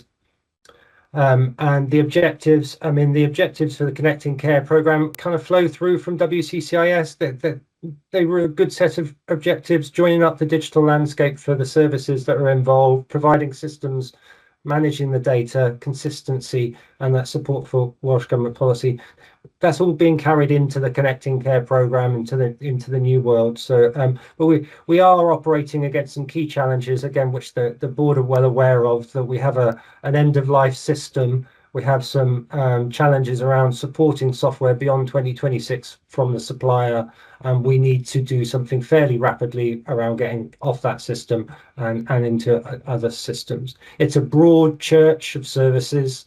Again, colleagues will already know that it covers many things, and that's been part of the rod I think it's carried as a system. The challenge is that it's been a system that's tried to answer too many key challenges across too many services. So the forward strategy was to take a more best of breed approach around these services. So that means integrated services rather than single platform. So we have taken that through in terms of our strategic approach to try and provide excellence and excitement across all of those services with one system was never going to work. So going forwards, we're looking to provide more tailored solutions, or more importantly, devolve responsibility to health boards and local authorities to provide more tailored solutions, but maintain that central kind of convergence around data, integration approaches, service approaches that's critical. Part of that devolution has led to some challenges, and I think we'll cover that off in some of the forward slides here.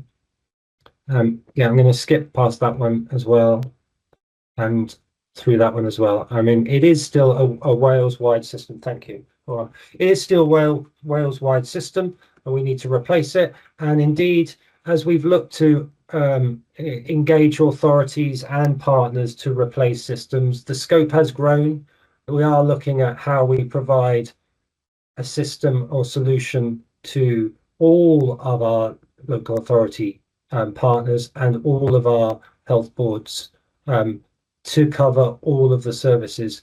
That necessitates more of the health boards and local authorities doing some of that delivery and implementation work. But essentially, we still are shaping in the work streams that are described here. There is a health work stream looking at the delivery of the procurement or framework to allow us to buy mental health and community health products. There is a work stream looking at social care, largely now being run by social care themselves, looking at the implementation of tools to provide a solution for the 18 authorities that use the platform to move to in a fairly short time period. It's necessitated getting on with that procurement, and the local authorities are now owning that and going to own the implementation of that. Data standards. We are producing a paper on the state of the data standards across these services. There is still a strong role for DHCW, a leading role for DHCW to work around the coordination of those data standards across all of these work streams, whether we are ultimately responsible for them or whether that responsibility is held by health boards and local authorities. All of these work streams have a data standards element and is a critical role for us going forwards in terms of delivering that. And we're producing a paper right now that talks about where we are and what needs to be done in terms of that. The shared care record, again, as we've had some challenges around governance, no one has disagreed with the role of DHCW leading on the shared care record. I think we need to get better communication internally about what we really mean by shared care record, how that sits alongside NDR and national infrastructure, how we produce something relatively quickly to answer some of the challenges that connecting care is facing, without starting to try and boil the ocean on shared care record, because ultimately shared care record is something that could be used by all of our services, not just the community case. But I can't solve all of that in the time frame. We need to have a very clear remit and a very constrained and focused scope to allow us to move forwards and solve some of the connecting care problems, which is arguably not having a retrograde step, as we provide several systems to deliver community health, mental health and social care. We lose something in the separation of those systems that we had with the one solution in terms of communication, and we need to fix that fairly rapidly with the shared care solution. And then finally, the other work stream that we need to deliver is a clear and organized exit from the current solution, so that we can get the data out, we can deal with the contractual situation, which is complex in itself. We have contracts ending this year, we have contracts ending in 2031. That all needs to be brought together in a meaningful way so that we can depart our contractual relationship with Advanced in a meaningful way, because there is a risk here around our supplier that they may lose patients. They want to get out of the market. We need to support them with that. So I think it's a very much a coordinating role DHCW needs to play across all of our partners in that space as well. So all of this is in shift at the moment. We are in conversations with Welsh Government around how that looks. There's been loads going on in the last 12 months. The challenges around finance and the challenges around governance and the challenges around approvals to move forward hasn't stopped us doing work. There has been significant amounts of work going on. We have a national requirement now for health and social care that we never had before. That's been facilitated by us and then provided to health and social care partners to allow them to move forwards with their procurements. We have continue to work on data standards, having pilots around the mental health data set and work around perinatal and substance use ongoing.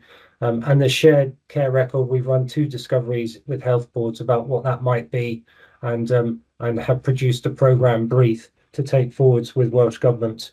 And then there's been a load of work around the Care Director platform in terms of how we exit contractually, physically data from a data perspective and all of that challenging stuff that needs to be organised. So despite the funding challenges, despite the governance challenges, we've moved forward significantly in terms of the production. The outline business case is now in with Welsh Government. It didn't get the approval of all the parties before it went in. That was a challenge that we wrestled with many iterations, trying to satisfy all of the people. In the end, we decided we had to put it in, and the reflection was that it is a strong and good representation of the challenge that's involved. But the partners are going to have to bring their detailed business cases when they look at implementations themselves, so that we have an overarching OBC. We don't want to keep revisiting it. It sets out the stall, it sets out the size and magnitude of the problem. We're not looking to produce an FBC that covers all of that work, because many of the parties are producing their own FBCs. But we are waiting for a response from Welsh Government on that, because it still sets out what we're going to do next year. The ask, the funding ask, the role of DHCW. So it needs to be, we need a response from Welsh Government on that, and we're waiting that response. The other thing that's going on in terms of the discussions with Welsh Government is finalising a governance model that's going to work for everyone. The governance model has been challenged. I'm trying to be diplomatic in terms of my wording. It's been challenging to get a strong governance and assurance position as the parties within the Connecting Care programme have taken their own responsibility for some of the delivery. We are working with Welsh Government to firm up what a new governance model for the programme going forwards will be, because I think we can roundly say it's not delivering the level of tight control that we would like to see, and that might be because it's not structured properly, but we need all parties to agree to that governance model and get that out. Funding is a challenge. We've got a timeline here that plots a route to procurement for mental health and community. We still don't have approval from the 7 health boards to stand up a framework.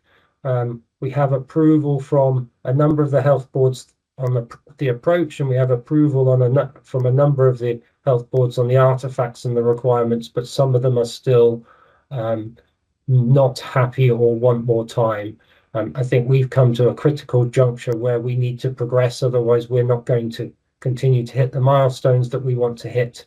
That unfortunately is probably going to leave or potentially leave the odd health board out in the cold for now, and we'll have to manage that. But if we don't progress, we can't realise all of the effort we've put into getting to this position of readiness for procurement. So we are looking at pushing on. But again, that's one of the 2 key challenges that we're facing at the moment, and one of the two reasons we're red are the challenges to this timeline. So it's a really challenging position. I'm conscious that's probably about 10-15 minutes, and I'm sure you've got loads of questions. I think just summarising, the programme is in a red state at this time. The red state is a result of the challenges around governance and the need to get that clear. The procurement framework delays potentially, if we can't finalise the approvals and move forwards with the procurement framework, we're not going to hit our target of being live and out to market by the end of the year. That's a key challenge for us. And then a funding shortfall. We're hopeful that is approaching some resolution, but we're still waiting on confirmation of that from Welsh Government. We have a plan. We need Welsh Government to sign off on that. Great, thank you for that update, Lee. We've got a couple of questions. Firstly, Rowan. More of a comment, Lee, but one of the things I just want to highlight here is that we'd be nowhere without WASPI. So I think, the Welsh Accord for sharing information in public sector, it's really important that we sort of just claim that ground, because this would be pretty much impossible without without that work. And then Lee, just to acknowledge that you know you are holding a bundle of risk here. I think mostly due to the governance of the project. You know, this is by its nature a program of work that is going to span the NHS and local authority, and neither of those two parties can entirely own it. And that's probably, we're now sort of stepping into an area where we're in sort of uncharted territory for governance. So I just kind of would, you know, think it's really important that we call that out. Otherwise, you know, we're going to be a hostage to everybody's wishes and hopes and dreams. But actually, I don't think there's anybody who can come down and say, you know, going back to the prioritization piece that we had earlier with finances, you're going to wrestle with a lot of that, I think. So I'm not sure that's helpful, but I think it's important just to yeah, put that on record. Okay. I think it is helpful, and I think what we're finding as we dive into the detail of some of this is that actually some of this thinking was thought about initially at the setup of WCCIS. There is a inter-authority agreement where the importance of the governance and the structure was laid out, and I think some of that's been forgotten in the mists of time, or we need to brush that off. But I think it's right for us to take some time and work out what the right governance model is. But it's leading to a challenging. We don't have authority to push forwards without Welsh Government's support of the governance model. And that's providing us with some challenge, with hence the risks. Simon? I'm not entirely sure where to start, David. Okay, yesterday we DHCW, the organisation, delivered a couple of breakout sessions at the Confed conference, and Darren Lloyd, I thought, pointed out that every instance of serious care failure, say Victoria Climbier, Baby P, there was one common factor in all of them, which was the lack of visibility of records information, either across organizational geographical boundaries or between organizations. And this is absolutely where this is, particularly in the context of mental health services. So that's sort of background to the comments. Some of the comments I'm going to make on questions I'm going to raise, David. So first question is, where does all of this sit in the context of the approval of the business cases for mental health records in Betsy and Cwmtaf, in terms of them linking into a national record approach? Because clearly no one wants to end up in a situation where two organizations have one type of mental health record and the rest have something different, because that's a recipe for disaster. So I just something in the around how their work is fitting into the wider work. Second, I know that we've now separated local government approach from health approach, but you said that not all the parties approved the OBC that we put in. Understand that local government did. Were there any others? Who were the others who didn't necessarily sign up to the OBC that went in? On the governance model, I'm assuming what you're talking about. I've got the challenges slide up you've got here. You did, Lee. I'm assuming what you're talking about is, at the moment, the programme board model of governance is not working as well as it should. And you point out decisions being made outside the programme board. And that you weren't here, Lee, so I asked a question right at the beginning around which programme boards didn't have chairs, because we've been, the programme board had this previous incarnation had two very senior people, one from local government and one from health, chairing it, which brought all sorts of advantages in terms of talking at a senior level to those organisations. And clearly we haven't had that now since, well, before April, in terms of Carol Schillerbeer stepping down because of her getting the Betsy job.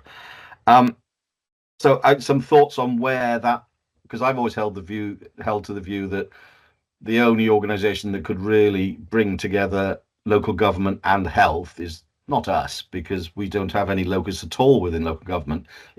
Is Welsh Government, and where any thoughts around where a governance model might lie that can try and hold the ring on all of this. And my last is a sort of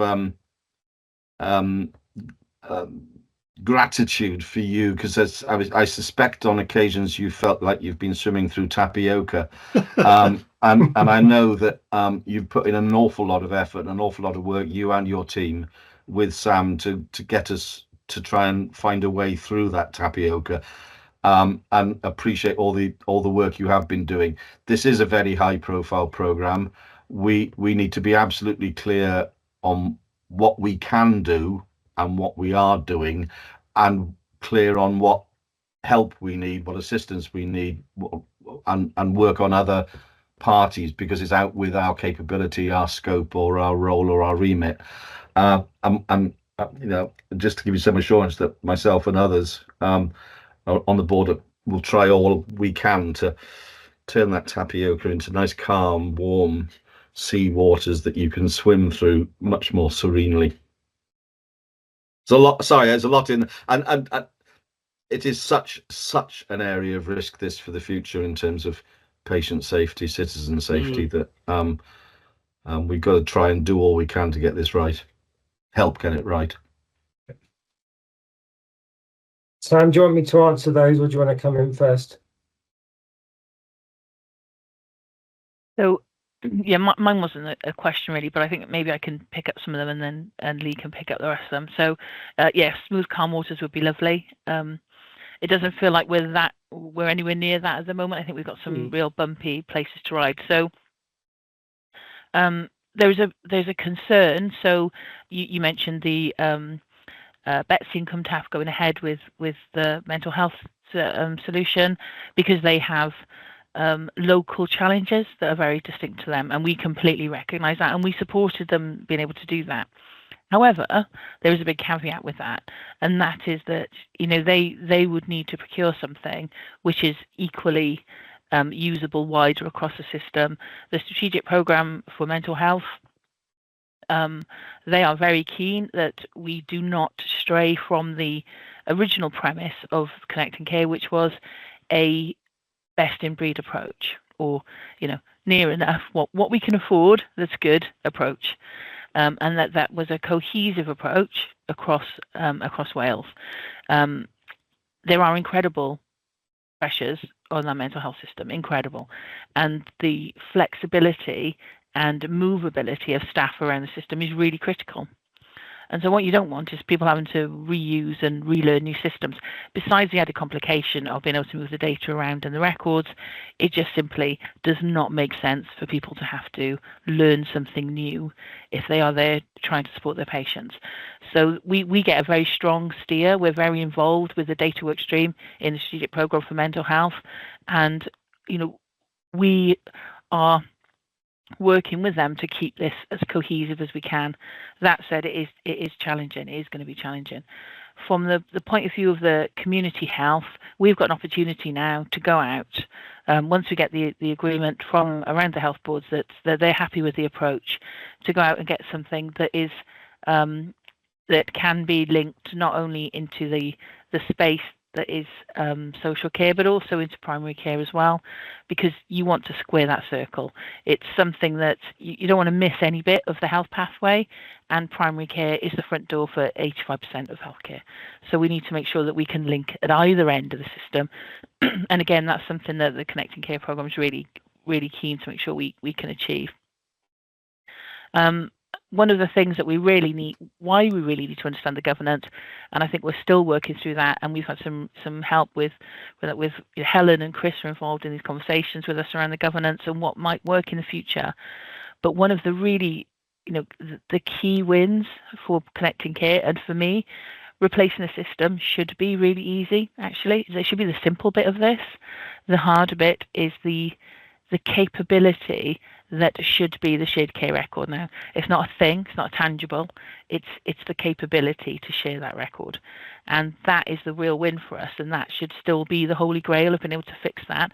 Whatever governance we find has to ensure that we don't lose sight of that, because that is the biggest win. And I think that for me, that's where the challenge is that because we've got a burning platform, because everyone is really up against this timeline to get off the system, to get something new, to get their people trained, we have to keep that the real kind of North Star of the shared care record being the ultimate game here. And so we're going to have to run that. Whether that actually sits within Connecting Care, which is which was set to replace the platform, that it may or may not be the right space to do that, but it needs to happen somewhere, and it may be that the governance around that is different governance, is what I think at the moment. But we're just starting on that journey with the shared care record. Okay, we are running over time, so Rowan, I will take a quick question and then ask Lee to wrap up within a couple of minutes, if that's possible. Can you just give some tangible examples about why that shared care record is so critical to winning all the benefits that we want? Because I don't think that's, by just saying it's critical, we actually get the full impact of why.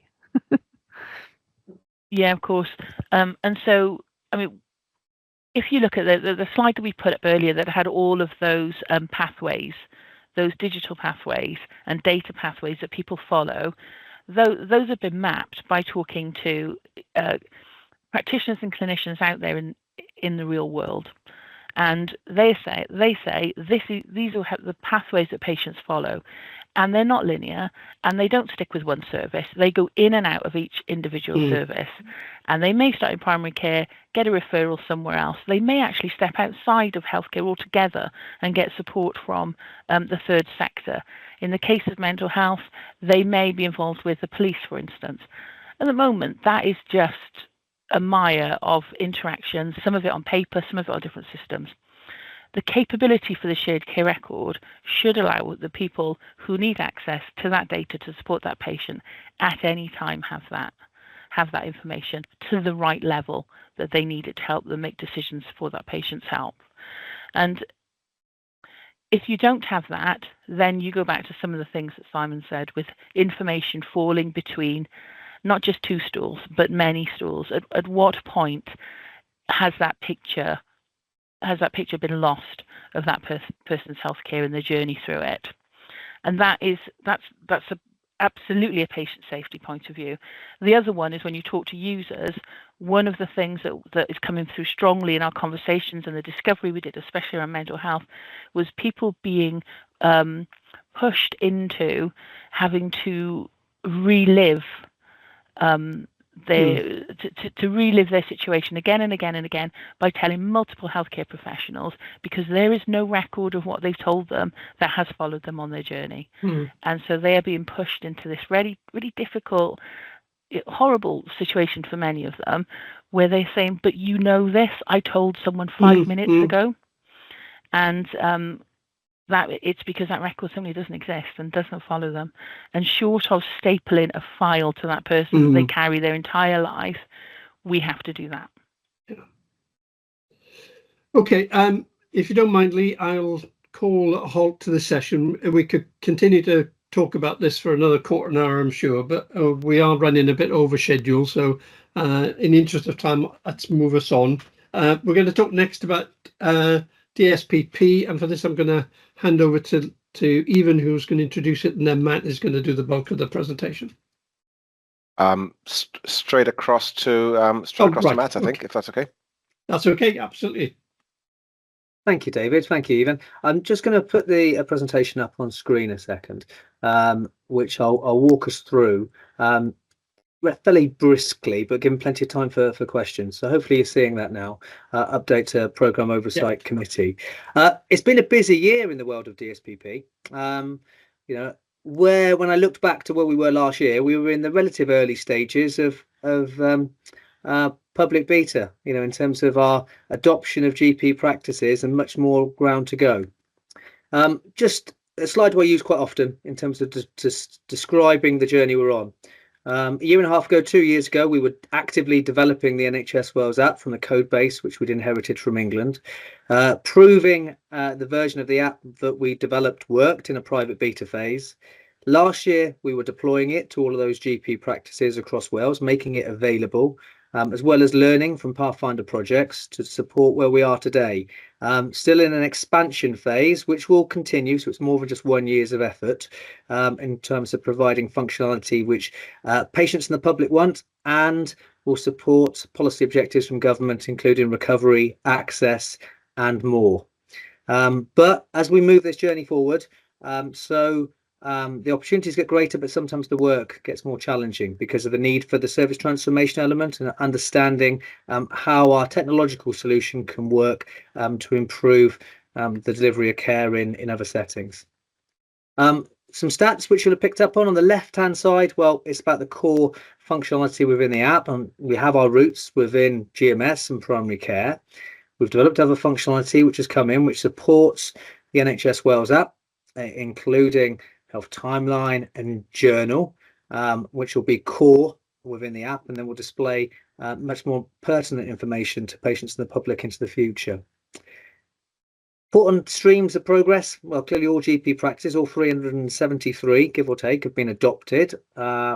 We have, and this number goes up by about 15,000 users a month, 270,000 people who've adopted the app.